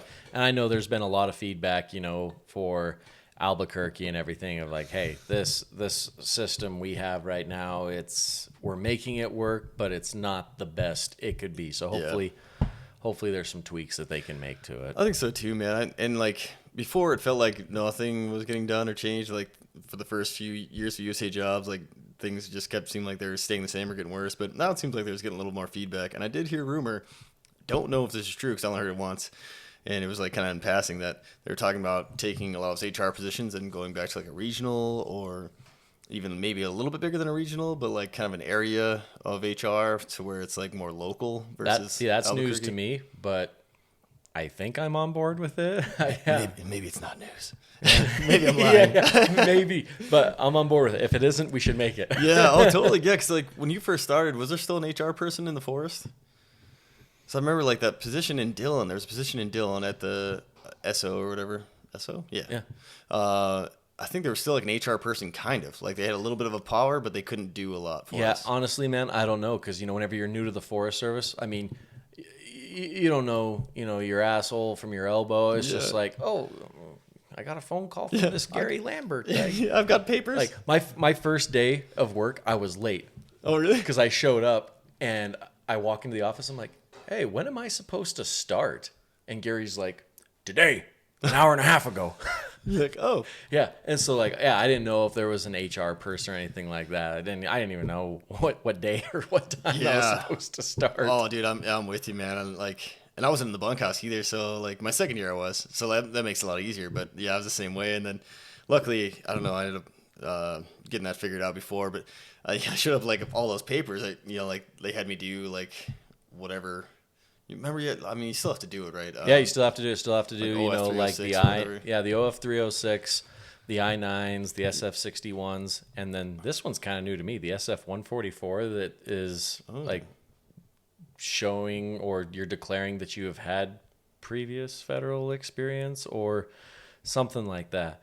I don't know. I'm just going down like my supervisor checklist to onboard employees to make it as streamlined as possible. I'm like, SF 144, I open it up. That's new to me. I'm like, I don't recognize that form at all. I don't either. Yeah, because SF 50 is like your hiring action, right? Anytime there's an action, right? Is your SF 50 is like hiring or laid off or whatever. Firing. Yeah, the SF 50 basically shows that you had the time that you served at this position, these dates. Yeah, and that's a bugger. SF 50. I mean, I kind of get it, but it's still like a pain for like the employee to have to.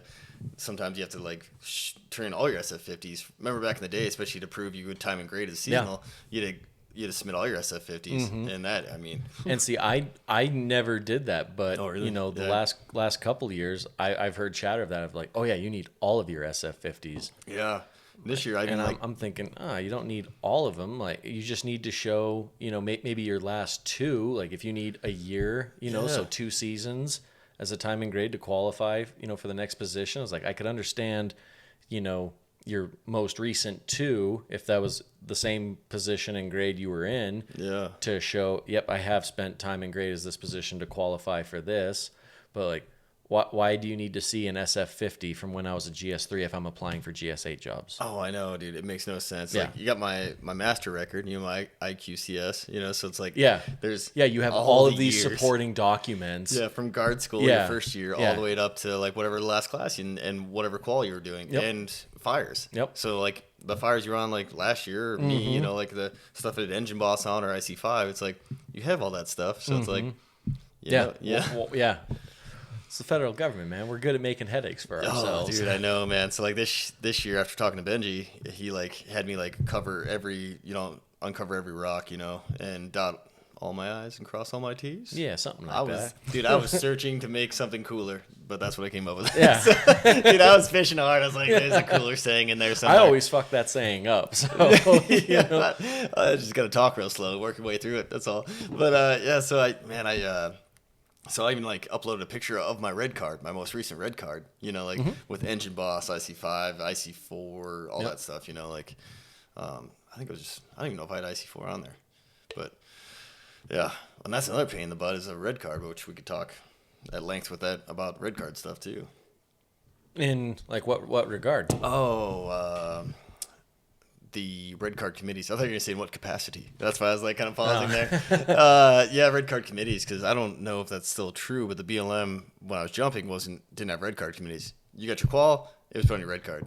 Oh, really? Yeah, so like, which is really cool. So especially IC4 or Task Force, any of those, like, and that's why BLM was always like able to, especially in the jump world, we're able to, and out of Boise, I'll eventually get to what I'm trying to say, but jumpers out of Boise, they have NIFC next door, so they can take a class. Like whenever there's a hole in a class, they just grab whoever's available and whoever's next in line, throw them in that class, whoever needs it, and then they farm them out to wherever, and then they have some kind of rotation too to get your quals, like for single resource stuff, and then as soon as you've done it enough and your trainer feels good, it just gets signed off, I think, and ends up on your red card. It's not like it has to like go through a committee of a bunch of people who don't know you and determine if you have had the right experience for that. Yeah. For that qual. That's the rub about the red card committee. Yeah, I see both sides of it, man. Because a lot of places I've worked, you get some of those training assignments from people you work with, especially at those lower level, like FFT1, IC5, Engine Boss, maybe even. Yeah. And so I could see why the people who some folks would say, hey, this person just really likes you. Maybe they're a friend and they're just trying to sign you off and give you a good buddy deal. Where the red card committee, is like, okay, you got signed off, but let's, let's look at your task book, look at your assignments, how many days. Yeah, complexity. How many different regions. Like I just got signed off as firing boss in Ohio. Ooh, and it was like, okay, I've got 5 signatures in there from 4 different regions. It's just like, I don't know what else I can do. If I don't get signed off here, then just take my firing boss task book away, because I don't know what else I can do here. Yeah, totally, man. And even though you do that, it's like, it's still like, at least for me, man, I sweat it. Like my C4, like, I had a Type 4 in California that was pretty complex. Like had a transition from a 3 to a 4 that was pretty complex just outside of Butte with a lot of structures. 1,000+ acres. Like pretty good sized fire. And that was you never know who's going to be in that committee and be poo-poo it, Yeah, and there were some folks on the Payette, I guess, that had a tendency to kind of do that, of really dig into it, See, and that's the horror stories that I think freak me out, and a lot of folks, even though I've never had it, I don't even know anyone who's really been turned down from Red Card Committee, I don't think. Yeah, I mean, when I was on that Ohio burn mod, we had, like, we hosted it, so there were 3 people from Trapper. But then we brought in a fuels tech from the Uinta Wasatch Cache. Oh, so they're in northern Utah. Yeah. And then an AFMO from Blackwell Job Corps in Wisconsin. And then this biologist that he happened to know that was Red Card. And he was telling me about how the Red Card Committee had like turned down his task book. He has 9 signatures. Ooh, man. And I don't think I got too much into the weeds with it. Yeah, I wonder if he upset somebody. They were saying, you don't have a 20-person hand crew assignment, which I feel like you should have for FFT1. Yeah. And it was like, and you didn't go out of region or something like that. Yeah. Like you never left the forest or something like that. And so we finally got on a crew that went to California. So 20-person crew out of region. And now he's just holding on to his task book to kind of like stick it to the man of like, oh, I know it'll go through now with 10 signatures or 9 signatures, whatever he's got. But that's really like the only horror story. You know, and that one you can kind of understand both sides of that one. I mean, more on the Red Card Committee, because like those are kind of just like you said, boxes to be checked. The out of forest. Hopefully out of region if you can. You know, and then 20-person crew. Yeah. And hopefully it's more than just whenever you're doing FFT1 stuff. Hopefully it's more than just 1 day or 2 days on this assignment, 1 day here, 3 days here, and you spend a week as an FFT1. And you're signed off. It's like, with a week, like, are you really prepared for it? And I mean, that's why you see a lot. I don't really know if the Bitterroot ran things this way, but there's a lot of other places I've worked where you can do FFT1, as on an engine mod. Oh, really? And so I'm on the fence about it. Yeah. Because on the B-Bar-D, at least from my memory, it was, no, you don't need an FFT1 trainee. Like, there's only 4 of you on this engine. Yeah. The engine boss and the engine boss trainee are going to go get briefed and do all this stuff. Like, is the trainee going to tell the group what they're going to do? And then the FFT1 trainee just turns to the one other guy and is like, that's below him. Hey, let's go get some lunches or some water, and you get a signature for it. So that's why I'm kind of a big fan of like, hey, if you want to do some FFT1 stuff, if you are on an engine, maybe help out with the demob, play lookout, something like that. But I feel like the meat and potatoes of it, the bulk of it, needs to be like on a crew or at least a 10-person module, something like that. Yeah, I totally agree, man. And just like in that experience of leadership with, guiding and teaching too as an FFT1, like most of the time you should hopefully have, first and second year folks underneath you that don't really know a whole lot. And then, that's a lot of teachable moments that hopefully you can fill in the gaps. Yeah. And I'm sure you've seen this in your career. Some folks are hard and fast about this. Oh, it's their second year. They've got to get an FFT1 task book. Yeah. I'm like, really? It's a second year in fire, and they've been out on one assignment that was a severity role where they got no wildfire experience. Yeah. And you're telling me these people are ready to potentially take a squad of 4 or 5 people and know how to execute the mission, regardless of how clear like the leader's intent is, what the objectives are. Yeah. Like, you're telling me that these guys know exactly what we're looking for to make it bomb proof. Yeah, well, especially too, like you said, if you get split off into like two big squads, right? Mm-hmm. And like you go to IC some, you guys probably do it in Trapper Creek, is like, like Great Northern, we do it too, because the buggies, like we go to a fire, and if it was kind of like getting wrapped up, there's like, well, make sure you have an IA mod or two, where you can split up the squads, because there's like, I think there's a lightning storm coming through, so like just in case we need, we could send two buggies out and have an IC5 and a squatty, like probably the same person, go attack this fire and know what they're doing, and you can trust that whole buggy is going to be safe, you know, in that person's, guy or gal, whoever's leading them, in that person's care. You know? And that's kind of like the vision, Justin Abbey and Danny Atkinson had for the Trapper Creek advanced fire program that I'm a part of, is to be a type 2 IA. Instead of, we kind of toyed with the ideas of getting buggies, but then we were thinking, well, if we can, we want the organization set up to where we have 4 trucks, maybe a bonus truck, 5, something like that, but where we can, each truck has 4 people that'll have an IC5, an FFT1, and a B Sawyer in there, and we can break off and go, potentially go IA 4 different starts with our crew and break off that way. And you can kind of see it. I guess I haven't seen it yet from my short tour I've been on the Bitterroot, but that's kind of the vision is, okay, we have a truck. Hey, West Fork's popping a bunch of fires.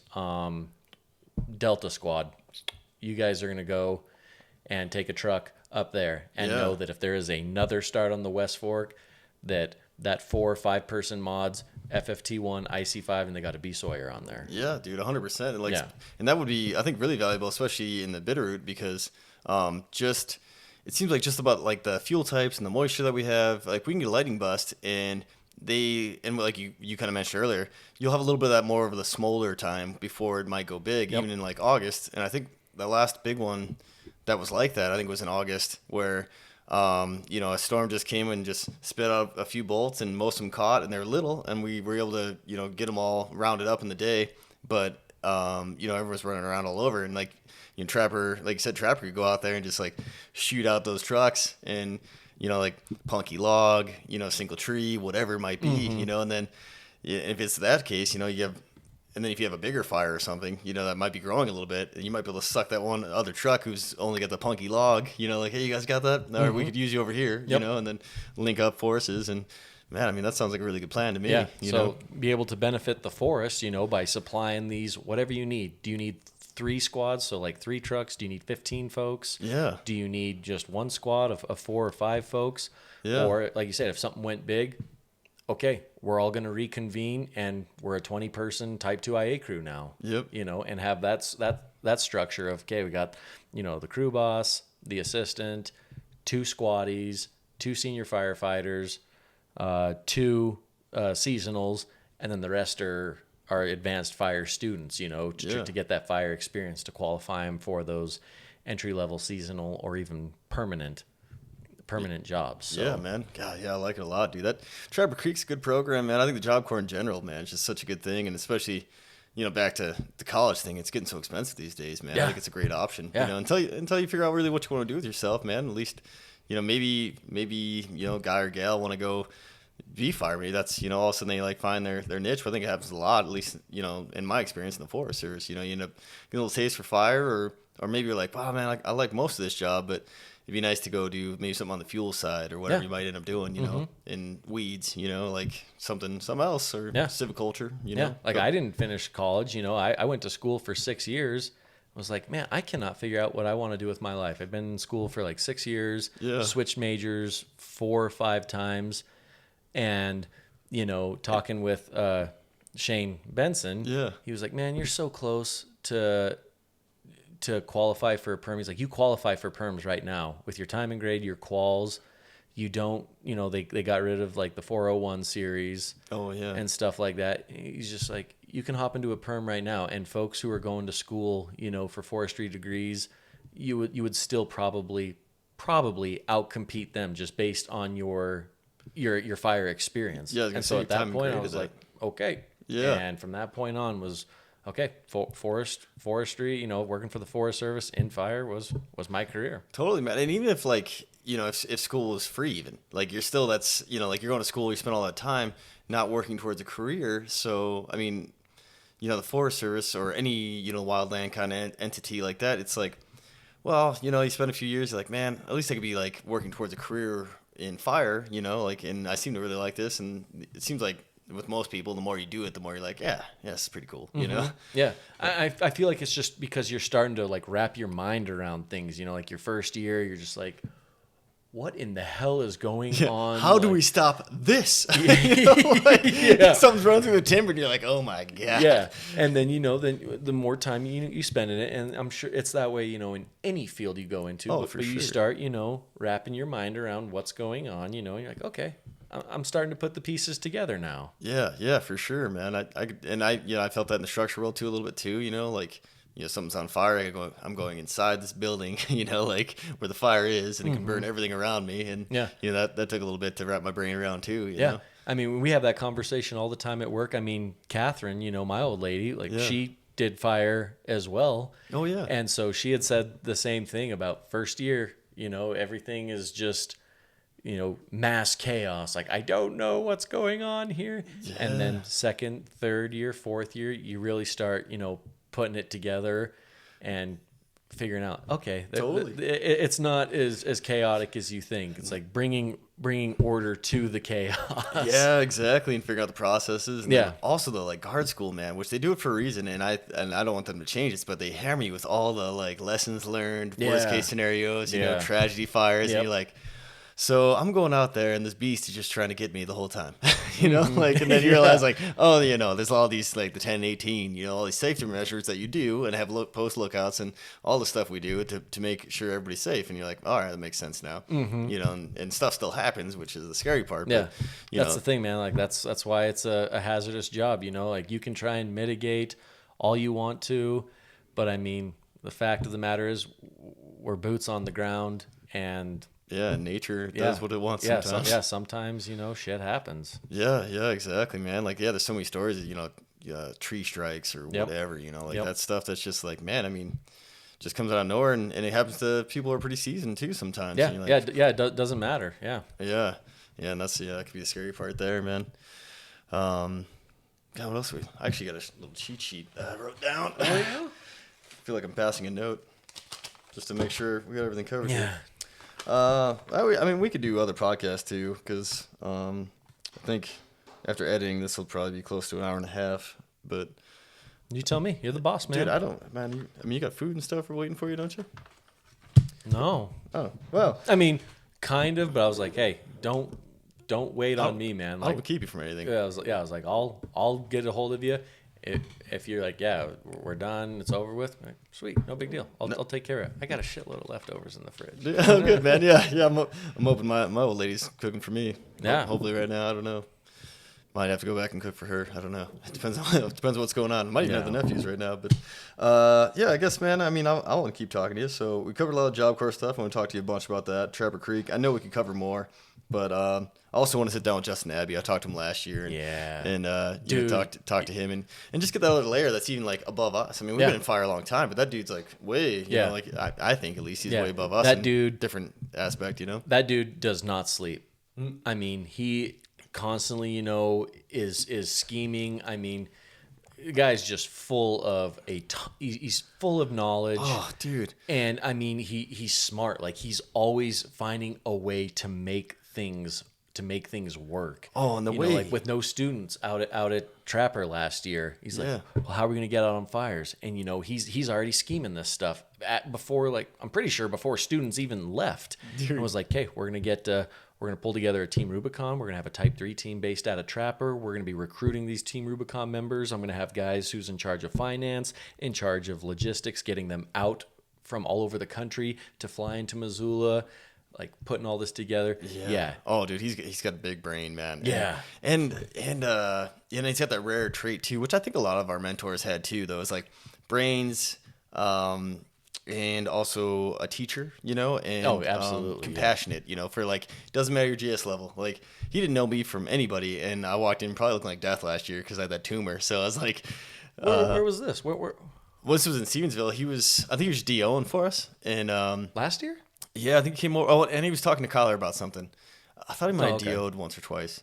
But yeah, so Abby was in Stevensville a few days, and I was talking to somebody about the podcast, and I introduced myself to Abby, and I was like, hey, man, heard a little bit about him from Kyler, and I was like, man, I like to, talk to him one of these days, and I'm also putting a podcast together if you ever want to get down on that. And, I said in a little better word than that, like, if you ever want to be on there, you want to get down on the podcast, man, I got this. Oh, he would have loved it. I should have said it like that. Yeah. I was trying to be all professional. So, but yeah, he's like, he was in the middle of something. They were setting up a meeting with Kyler to talk to somebody through the Job Corps. He had to do like his he's such a good salesman too. Yeah. Like when he called me about the job, prevention. That's where Kyler's doing prevention stuff. Okay, yeah. Such a good salesman. Really good at selling the program, which I think is why it's so successful. Yeah. Is him really being able to, paint a very clear picture for a lot of folks who are, I'm not sure about if we want to go Job Corps route, if we want to bring on students or whatever, if we want to bring on folks to burn. Very good salesman. It's, almost 8:30 right now. I guarantee you he's still on the phone in a meeting scheming something. Oh, dude, I get like juice, like energy off people like that, dude, who are just like going, man. I'm like, oh, do you like Brendan Mullen? Remember from Butte? Yeah, every time I'm around Mullen or every time I get on the phone with him, man, I'm just jazzed. Yeah. Like, dude, I was going in to get surgery. I just got done talking to the Wildland Firefighter Foundation, which a huge thank you to them and everybody else who helped me out, man. It was amazing,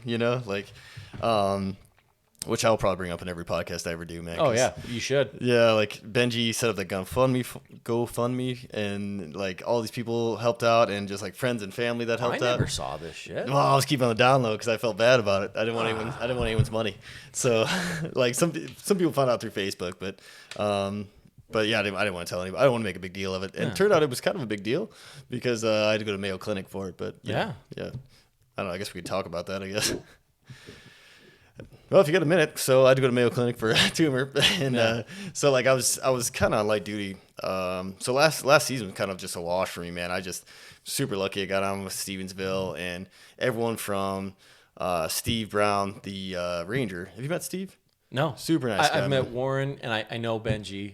From because he worked from 9 Mile. Yeah. So and that's about it. I haven't met Rebecca Fry. Yeah, she just left. She took a new position. Oh, I met Seth Avery. Seth Avery's the man. Yep. Yeah, he was in Peaburg for a hot minute. Yep. And we were 2 ships passing. I think as he was coming in, I was coming out. Yeah.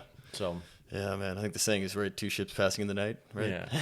Makes it sound more romantic, and I'll have Seth Avery on here, so they'll get to hopefully feel what I'm talking about. You got to get Seth on one of these things. I feel like. Yeah, I was gonna talk to him hopefully this weekend. Were you? Yeah, if I can get it going, because I want to get a bunch of these down. So that's like I think we started off really good, but we've been friends forever, man. 13 years, 14 years almost. Yeah, dude. Probably 14 years because I took that year over off. a decade, man, going strong. Yeah, man. Yeah, thanks for being on this again, man. I really appreciate it. Yeah, dude. Thanks for having me, man. This has been awesome. I love what you're doing, man. Like I told you yesterday when we were on the phone talking about it, or 2 days ago, whenever it was. Like, totally on board with it. Whatever I can do, man, to help support this. I told the guys at work, that'd be great, dude. I was going to be here doing on this. Like, I love that you're going to try and get like CJ on here, Justin Abby. Like, I love it. Yeah, I want to get everybody, dude. I'd talk to anybody, first year, whatever, man. Just get different point of views and get people, excited about this. I feel like people don't go outside anymore, and that was like one of the big reasons why I want to start it. Is like, hey, man, there's opportunities out there that I didn't really know about. I kind of knew, like, because small town, right? Like, one of the only places to work is the Forest Service. Yep, exactly. So it's like I was flipping burgers at A&W until I could, because didn't you have to be 18 to work for the Forest Service? Yeah. So until I was old enough, and then bam, that's where I was trying to go. Yep. And so Gary Lambert, you're talking small town, Gary Lambert would come to all of our football games there in Peaburg, town of 800 people, 8-man football. Oh yeah, the and best. So he recruited me basically out of high school. Oh, really? Like, hey, what are you doing for a summer job? Yeah. I'm like, man, I don't even know what I want to do for dinner tonight, let alone what I'm going to do for a summer job here in, a little under a year. Yeah. So he's like, hey, come work for the Forest Service. And so he gave me all the info, on that A-View, I think is what it was, to apply. And then I'm in college, and he calls me back, and he's like, "You're not 18?" Oh, yeah, I forgot you were young. Yeah, I was like, "No." He's like, "Yeah, you got to be 18 to work for the feds." He's like, "When do you turn 18?" I'm like, "August 22nd." So I was a freshman on campus at 17. Oh, and jailbait you were. Yeah. Dangerous. You were a dangerous man on campus. Yeah. And so I had to wait, the next year. He's like, "Hey, I'm going to call you, a year from now, probably before then, and make sure like we're going to get you next year." And so he did. He's like, "Give me a call whenever you come back home, whether it's to bow hunt, see the family, whatever." Yeah. And so, yeah, he basically recruited me. That's huge, man. Yeah. Yeah. And I remember being so popular in Whitehall and Butte that it was hard. It's the best paying job in these small towns, man. It's like, okay, I can work on a ranch somewhere making, minimum wage at the time was like $8.50 an hour or something. Yep. Or it's, hey, go work for the Forest Service, get on fire. Oh my God, I'm making $10 an hour, but you got hazard pay and overtime. You get your first check, and I was you're gonna like, say that first fire check. I am Oprah rich right now. Right? Yeah, man. Like that first fire check, I was like, what am I buying? Yeah, exactly. And like that, that was the best gig. Oh, yes, in a lot of these small towns. Yeah, and there was so I actually wasn't able to get on it right away because there was only one position open, and Simons had that one kind of locked down. Kyle Simons, so like. But he was also like, he was awesome about it though. Like he was already like had his foot in the door because he talked to him before I did, and he knew Schmitty and Sampson really good. Yeah. So, but I had talked to Sampson as well, like not too long after Simons, because me and Simons had talked about it a bunch too. So I think year or two I did construction, wasn't just doing it to pay the bills. Nothing excited me about construction, heavy equipment and stuff. And so then finally, I think it was actually like Bronson actually told me to do it because Bronson had just gotten on the year before. Mm-hmm. Did he start with you? Did he go to guard school with you?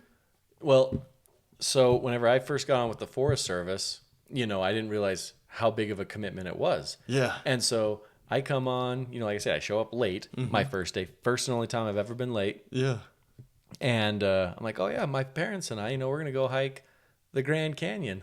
Oh, really? So I went on vacation. During guard school? During guard school. And I come back. So I had guard school in Bozeman. Oh, gotcha. Because BBRD was like, we're done with guard school. So I drove clear down to Bozeman for guard school. Oh, gotcha, man. Yeah, that makes sense. But then you got to go the next year because you got to come help. Yep. You brought the Peaberg engine. We were showing us all. Yeah, because it was like 2 or 3 years in a row. Yeah, because it was a newer. Remember, because it was like those BB52s or whatever the BB4 pump packages. Yeah, BB4 packages. Yeah. And then we got like the Starship thing. I mean, they're all that way now. It was like, dude, then oh like God, all the LED lights. Operate this. I was like, what is it? Yeah, it's just like glowing. And you're like, holy cow. I remember going to Butte where Jason Willoughby had one of the newer engines, the with Boise like Mobile the one. Electronic panel and everything. And and you couldn't see anything. Yeah, we all just show up there like, oh my God, what are we looking at? Dude. All these lights, what is this thing? That's your water gauge. Oh, cool. Yeah. It shows you how much water. I don't have to climb up, pull this cap off this thing and look down in the hole. Yeah, because even on those old BB40, what were they? BB4s, like they had the window, but you couldn't see. It was always dirty. Oh, yeah, you couldn't see shit. You couldn't tell. You're like, I think we got some in there. Yeah. And then, that Boise Mobile engine, man, that thing was wild, dude. And we took that on some fire sirens. It was like the first crew cab one I'd ever seen, remember? Yeah. And I was like, dude, this is living. Mm-hmm. Turns out that thing was kind of a rough package because it was eating tires like crazy. Because it just didn't have the right suspension. So like it would just like wave down the highway and just eat those outside dual tires. And we blew one off, going down southwest somewhere. Oh yeah. Yeah, which happens in all Type 6s pretty much, it seems like, but that Boise just had a little more wiggle.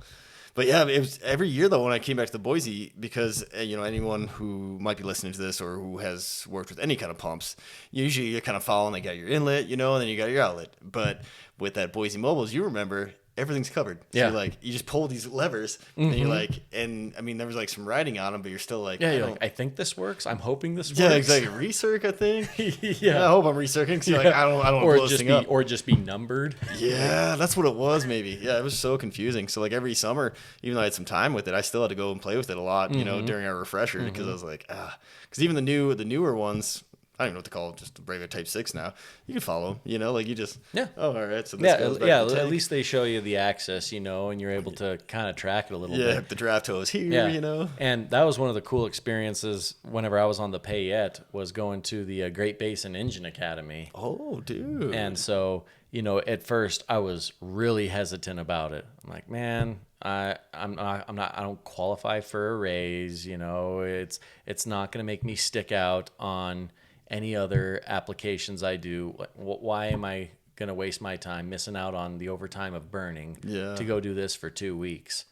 But I was basically forced to go do it. But looking back on it now, I am so thankful for it because you go down there for 2 weeks, you know, it's like a fire assignment, basically. You don't have weekends off or anything. Oh, really? There might have been 1 day. I think we had 1 day off in that 14 days. To digest all the info? Yeah. And so, you know, you were getting overtime, like we were doing 12s, you know, so 4 hours overtime. But I mean, it's just straight classroom engine shit. Jeez. From friction loss, I was just gonna say, maintenance things, troubleshooting. You're playing with Type 6s, Type 4s, Type 3s, memorizing valves. Let's say foot valves and everything, huh? Yeah, how everything is done. You're getting tested on the order that you're doing things, and you're having to verbalize it.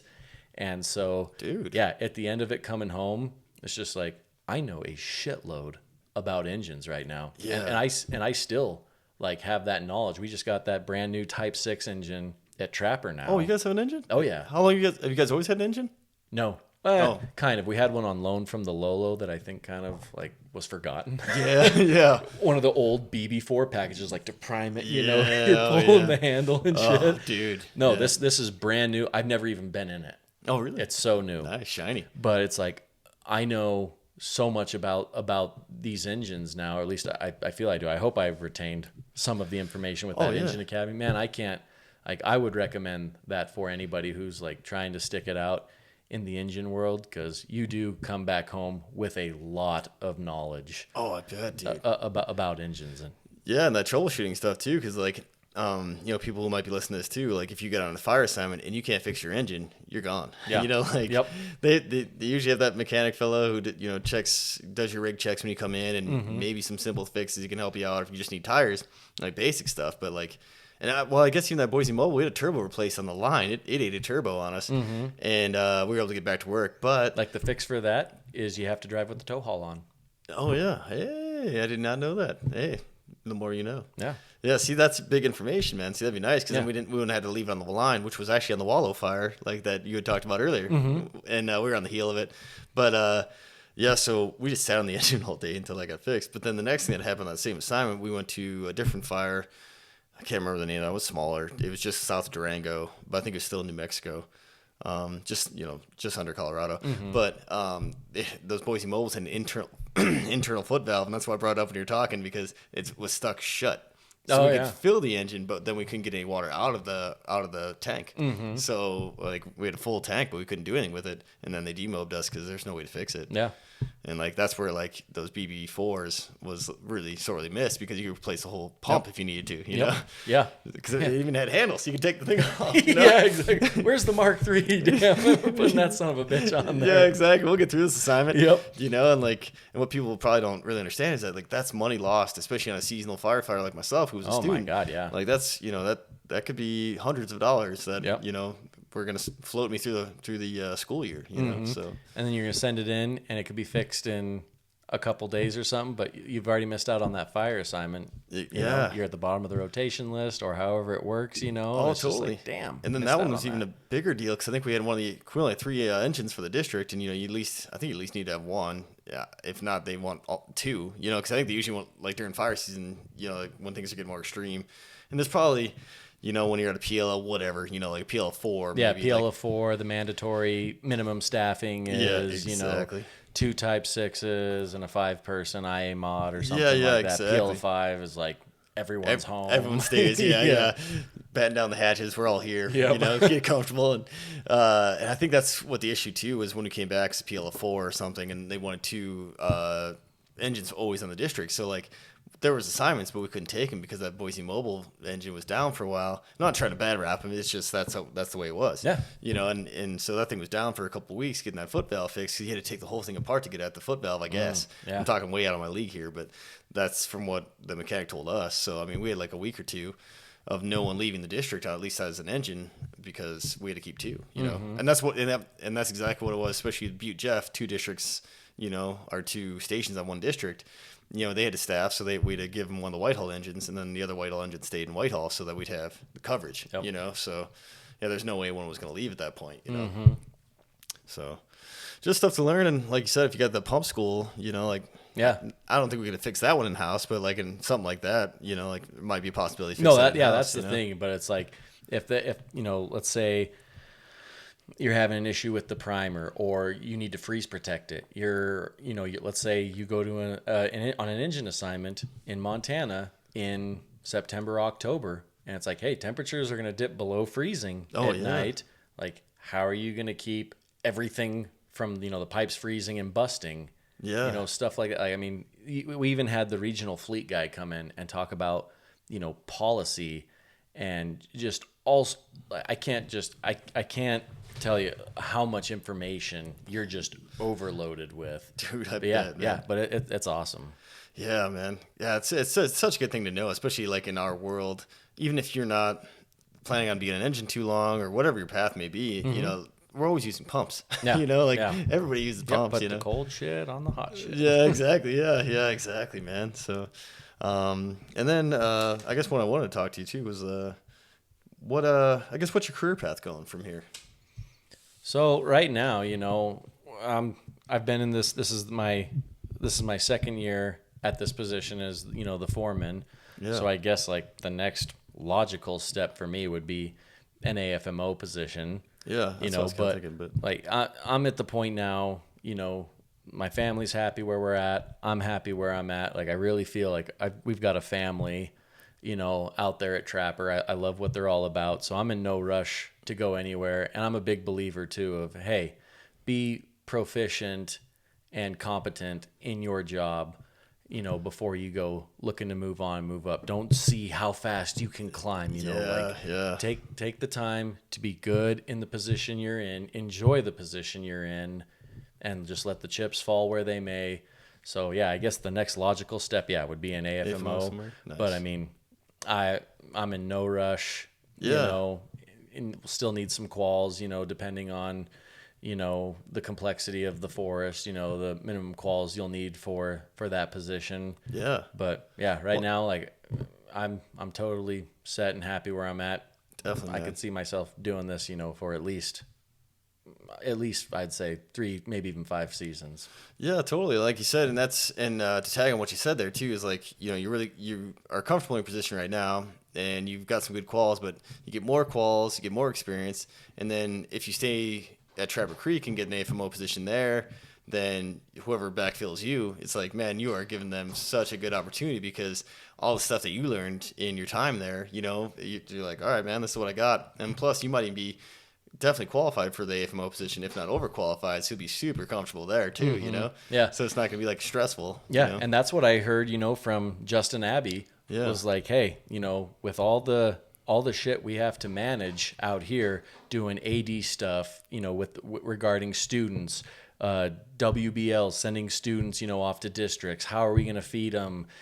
Just management alone. He's like, by the time you guys leave here, and if you guys do choose to go back to a district, you guys are going to be more than prepared to deal with your guys' next steps based on all the stuff you guys have to deal with right now. Yeah, totally. And so I can kind of see it, but like I said, it's still pretty early. Like I don't even have students on underneath me right now to really get the full scope, the scope of it. So yeah, totally, man. I mean, like I said, I'm still fairly new to this position. Like it's a supervisory position.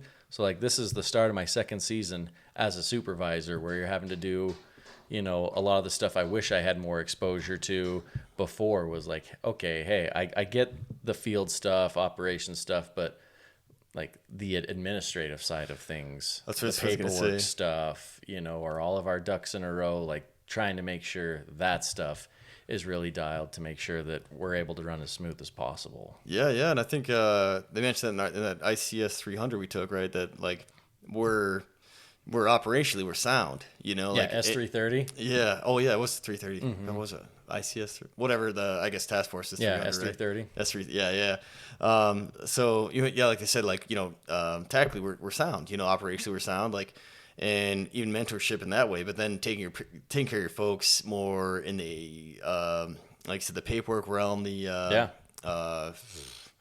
what do you call it? The like onboarding. The administrative Administrative, stuff. yeah, that's what I was looking for. The administrative, because like making sure that like your folks get injured, even if it's something small, like fill out that CA1, just to make sure that you have a paper trail. So if you do have to go get this checked out in the future, it's like you have it documented. Like, oh, I was on this fire, stumbled here. Thought I just bruised my knee. Might be something worse. That goes back to like my first supervisors there on the Pintler district is like document. Yeah, it's and huge. it's just like, that's a huge thing that I've carried with me, and I totally, now that I'm in this position, I totally understand the importance of being able to keep track of all this shit. Yeah, totally, man. Letting people know, like, like even the SF50s, like they're not as important now, but like just in case you ever need to like back up anything, like make sure you have your master record up to date and your certificates for classes, all this stuff, like, and make sure you have your own paper trail, and then and just taking care of people that way administratively is like the problem I think a lot of us run into, including myself, whenever I get there, hopefully someday, unless this does well, then maybe I'll do this. Yeah. The good Lord's willing and the creeks don't rise. Yeah, exactly. That's where I'm at right now, man. Oh, amen. But yeah, man, and I think too, like, to wrap this up a little bit, man, I just talk about like how good fire is too, man, and like I mean, we touched on it, like when you're a student, man. There's no better, at least in my eyes, there's no better position than being in wildland fire. I don't care who you work for. I think it's BLM, state, contract, private, whatever it might be. I think you're in good shape, like, and even the contract role, if you end up on an engine, you're probably gonna make more than an agency if it's a good year. Yeah. But the nice thing about agency is if it's a slow year, you're still gonna get an awesome experience. Like, especially on the BBRD, like that's what I was gonna mention. When we first started, man, fire was something you heard about. Like, what's it like out there? Somebody get off. What news from the front? Yeah, exactly. Somebody get back from a fire, like, what? What'd you see? Yeah. Like, was it hot? Stupid questions. You're like, I don't know what it's like, man. I've been cutting trees. But you got so good at like sawing, man. Like I had minimal saw experience just from like you said, ranch work and stuff, like cutting fence posts, shrubs, like, and my dad was worked for a tree service back in the day, so he still had a bunch of saws, but his saws were so old they didn't have chain brakes on them. Like it was like holding just a brick of metal of like lead, like, and it's a small saw with no power, but like this is what I've been using, And now you've got this giant piece of machinery now. I mean, one of the things, that, I love about this job, you and I both played, college sports. Yeah. And so I see a lot of parallels with fire as being a part of a team, an athletic team. Yeah, I agree, man. And so building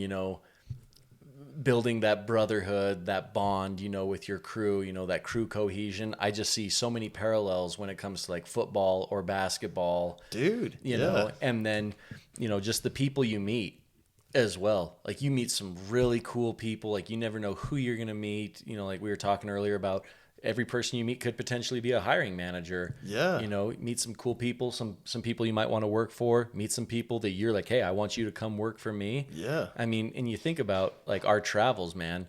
I mean, I say this all the time. How many places, I like there's so many cool places I've been that I would never have ever been to, known of, thought of going exactly without doing this job, dude. 100%. I was thinking about it, I'm like, I have fought fire in every single state from Montana, Wyoming, Colorado, New Mexico, West, including Alaska, but then also have Missouri, North Carolina, Illinois, Michigan. Like there's so many places in all of those states that I've been to that's like so cool, like so many awesome pictures, memories that would not have happened had it not been for this job. Dude, 100%, man. I totally agree. Like, I'm going to butcher this name, but it's really cool wilderness. It's like McCall Wilderness, Northern California, not too far from Tahoe, in like this little corner of the world, man. Just like super beautiful. Really unknown because, like, in California, you got the highlights, man. You got Yosemite, you know, huge. You got the redwoods, like to go check out, and then Napa Valley too, which is beautiful in itself. Wine country, man. Absolutely. And then this little wilderness that was like one of the coolest places I had ever been, man. Like we were camping on the edge of this canyon, and I was like, geez, man, this is gorgeous. Yeah, the places this job has taken us. I mean, and the relationships. Like, I mean, you and I. Oh, totally. Like, I still stay in touch with people from 15 years ago. If I'm in their neck of the woods, like, hey, man, you around? Let's go grab a beer. Yeah, like I said, me and you, like, we're, I don't even know what the gap had been between last summer when we ran into each other. And I actually got to apologize because I knew I was in bad shape at that point, but I don't like to tell bad news, So, like, even though I was in rough shape, I didn't want to say anything because it's like, man, I just shit my pants, Craig. It's okay. Yeah, exactly, Craig. I'm wearing a diaper because, I mean, it wasn't that bad, but it was getting there.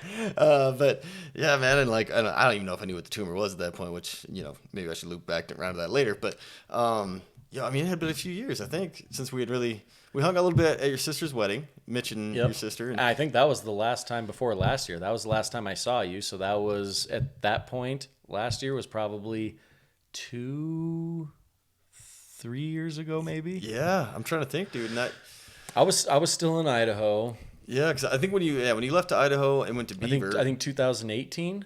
Yeah, probably, man. I'm trying to think. There was like a Halloween. It was like, I remember like being around for Halloween and then some karaoke, and then that was like the last. Yeah. That I remember hanging out with you, and I mean, they were great nights. Bowling. That bowling alley's gone now. Yep. Yeah, the Lucky Strike, dude. Yeah, the Lucky Strike. Lucky Strike. Oh man, I liked it, man. Yeah.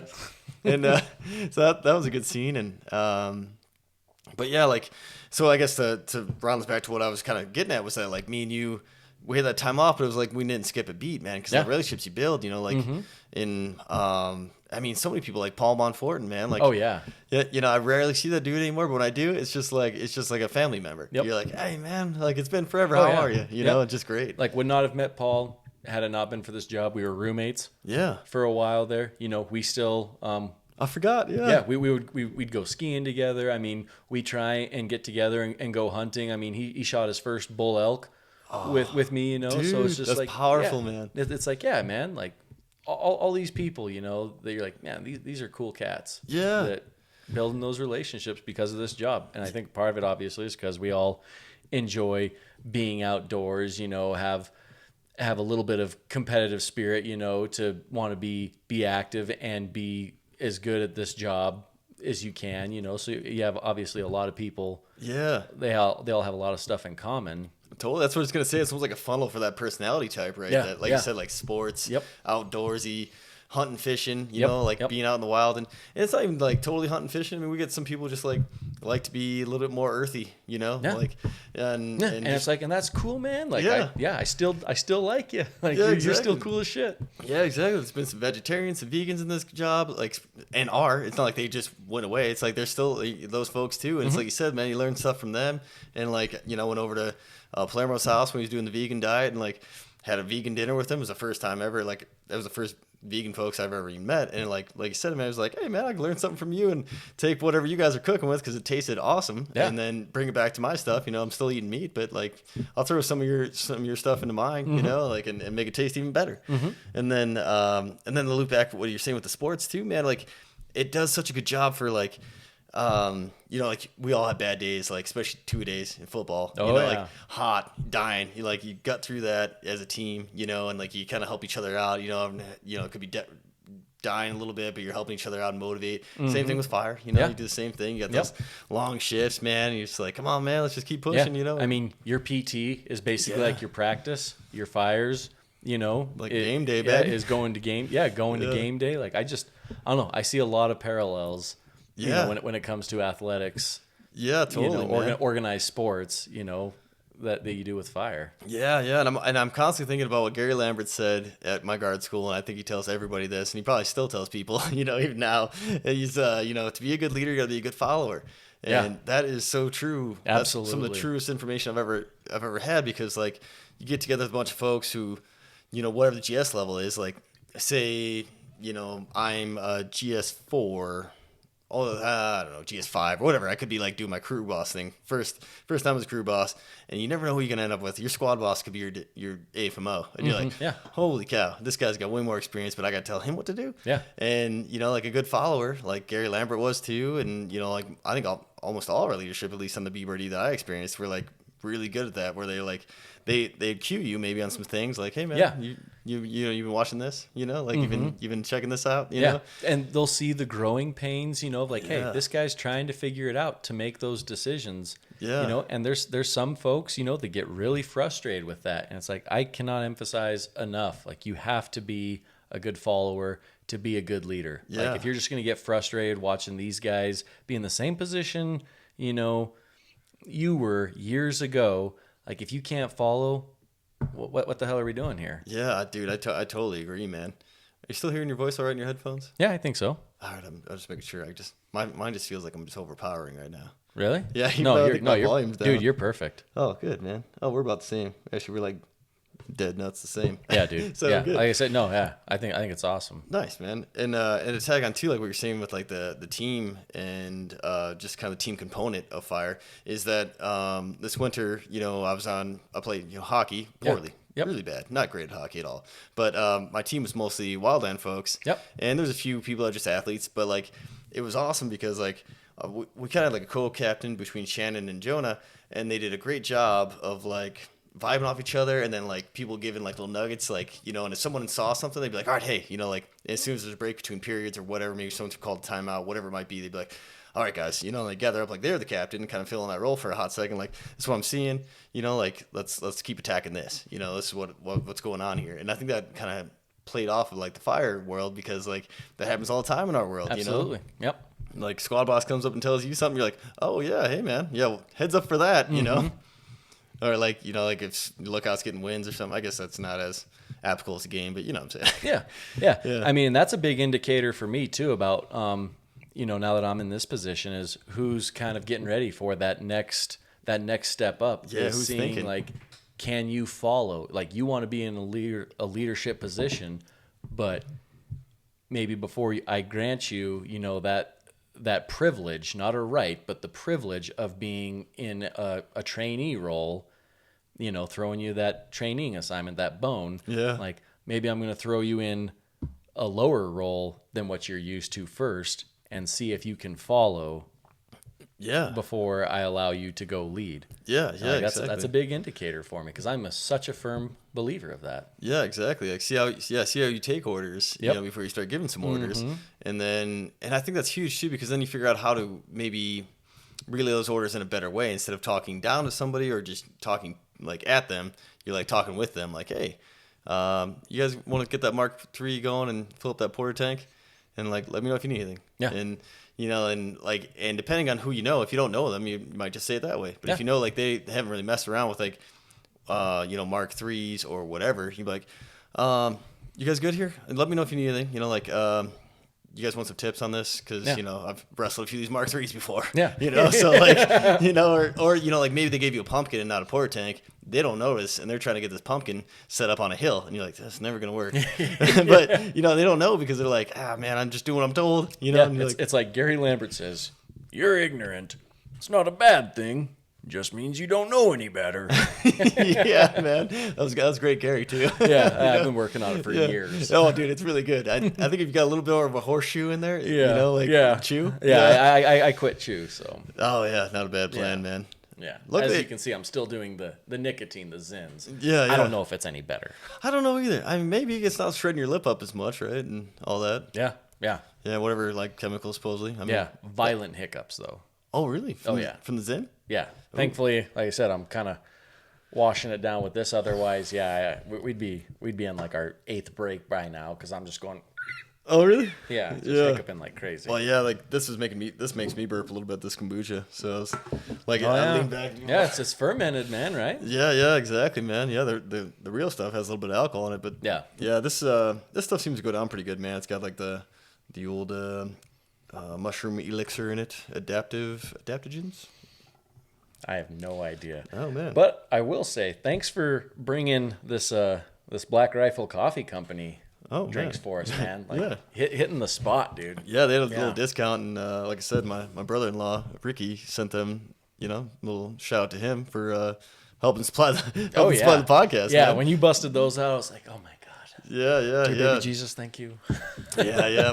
My previous brother-in-law Ricky Gaylor got a discount and just sent us up a bunch, and God, I'm glad I brought him too because I already downed mine. But man, it helps because my brain was getting a little foggy after there, and I'm guessing that might be kind of par for the course. 'Cause I'm still feeling this out. Like my attention's always in, but I feel like my enthusiasm starts to fall off a little bit. Like just with the energy level dipping, and I want to be like enthusiastic the whole time. Man. Yeah. Because this is cool stuff. Yeah. I feel like. It really is, man. Like I said, I love everything you're doing. When you called me about it, like I'm totally sold on it. I hope this thing takes off. I hope so too. I'm hoping you get the guests that you're looking for. Like I really hope that this thing takes off, man. So I'm super humbled that you wanted me to be your first guest. I guess it's probably a good place to wrap this up. Unless cool, man. You think I should talk about Lookout Podcast and the name and sure.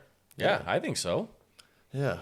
Trying to figure out I could just edit this later, I guess, but or maybe I should make another video of like rambling off about like my background and Lookout Podcast and or I mean like if you can edit it, I'd just kick it off like, hey, I hope you guys enjoyed this podcast. Like, please subscribe to Lookout Podcast or whatever, and we'll catch you on the next one. Something like that. Yeah, like about 2.5 hours. That's probably a pretty decent podcast. I think so, man.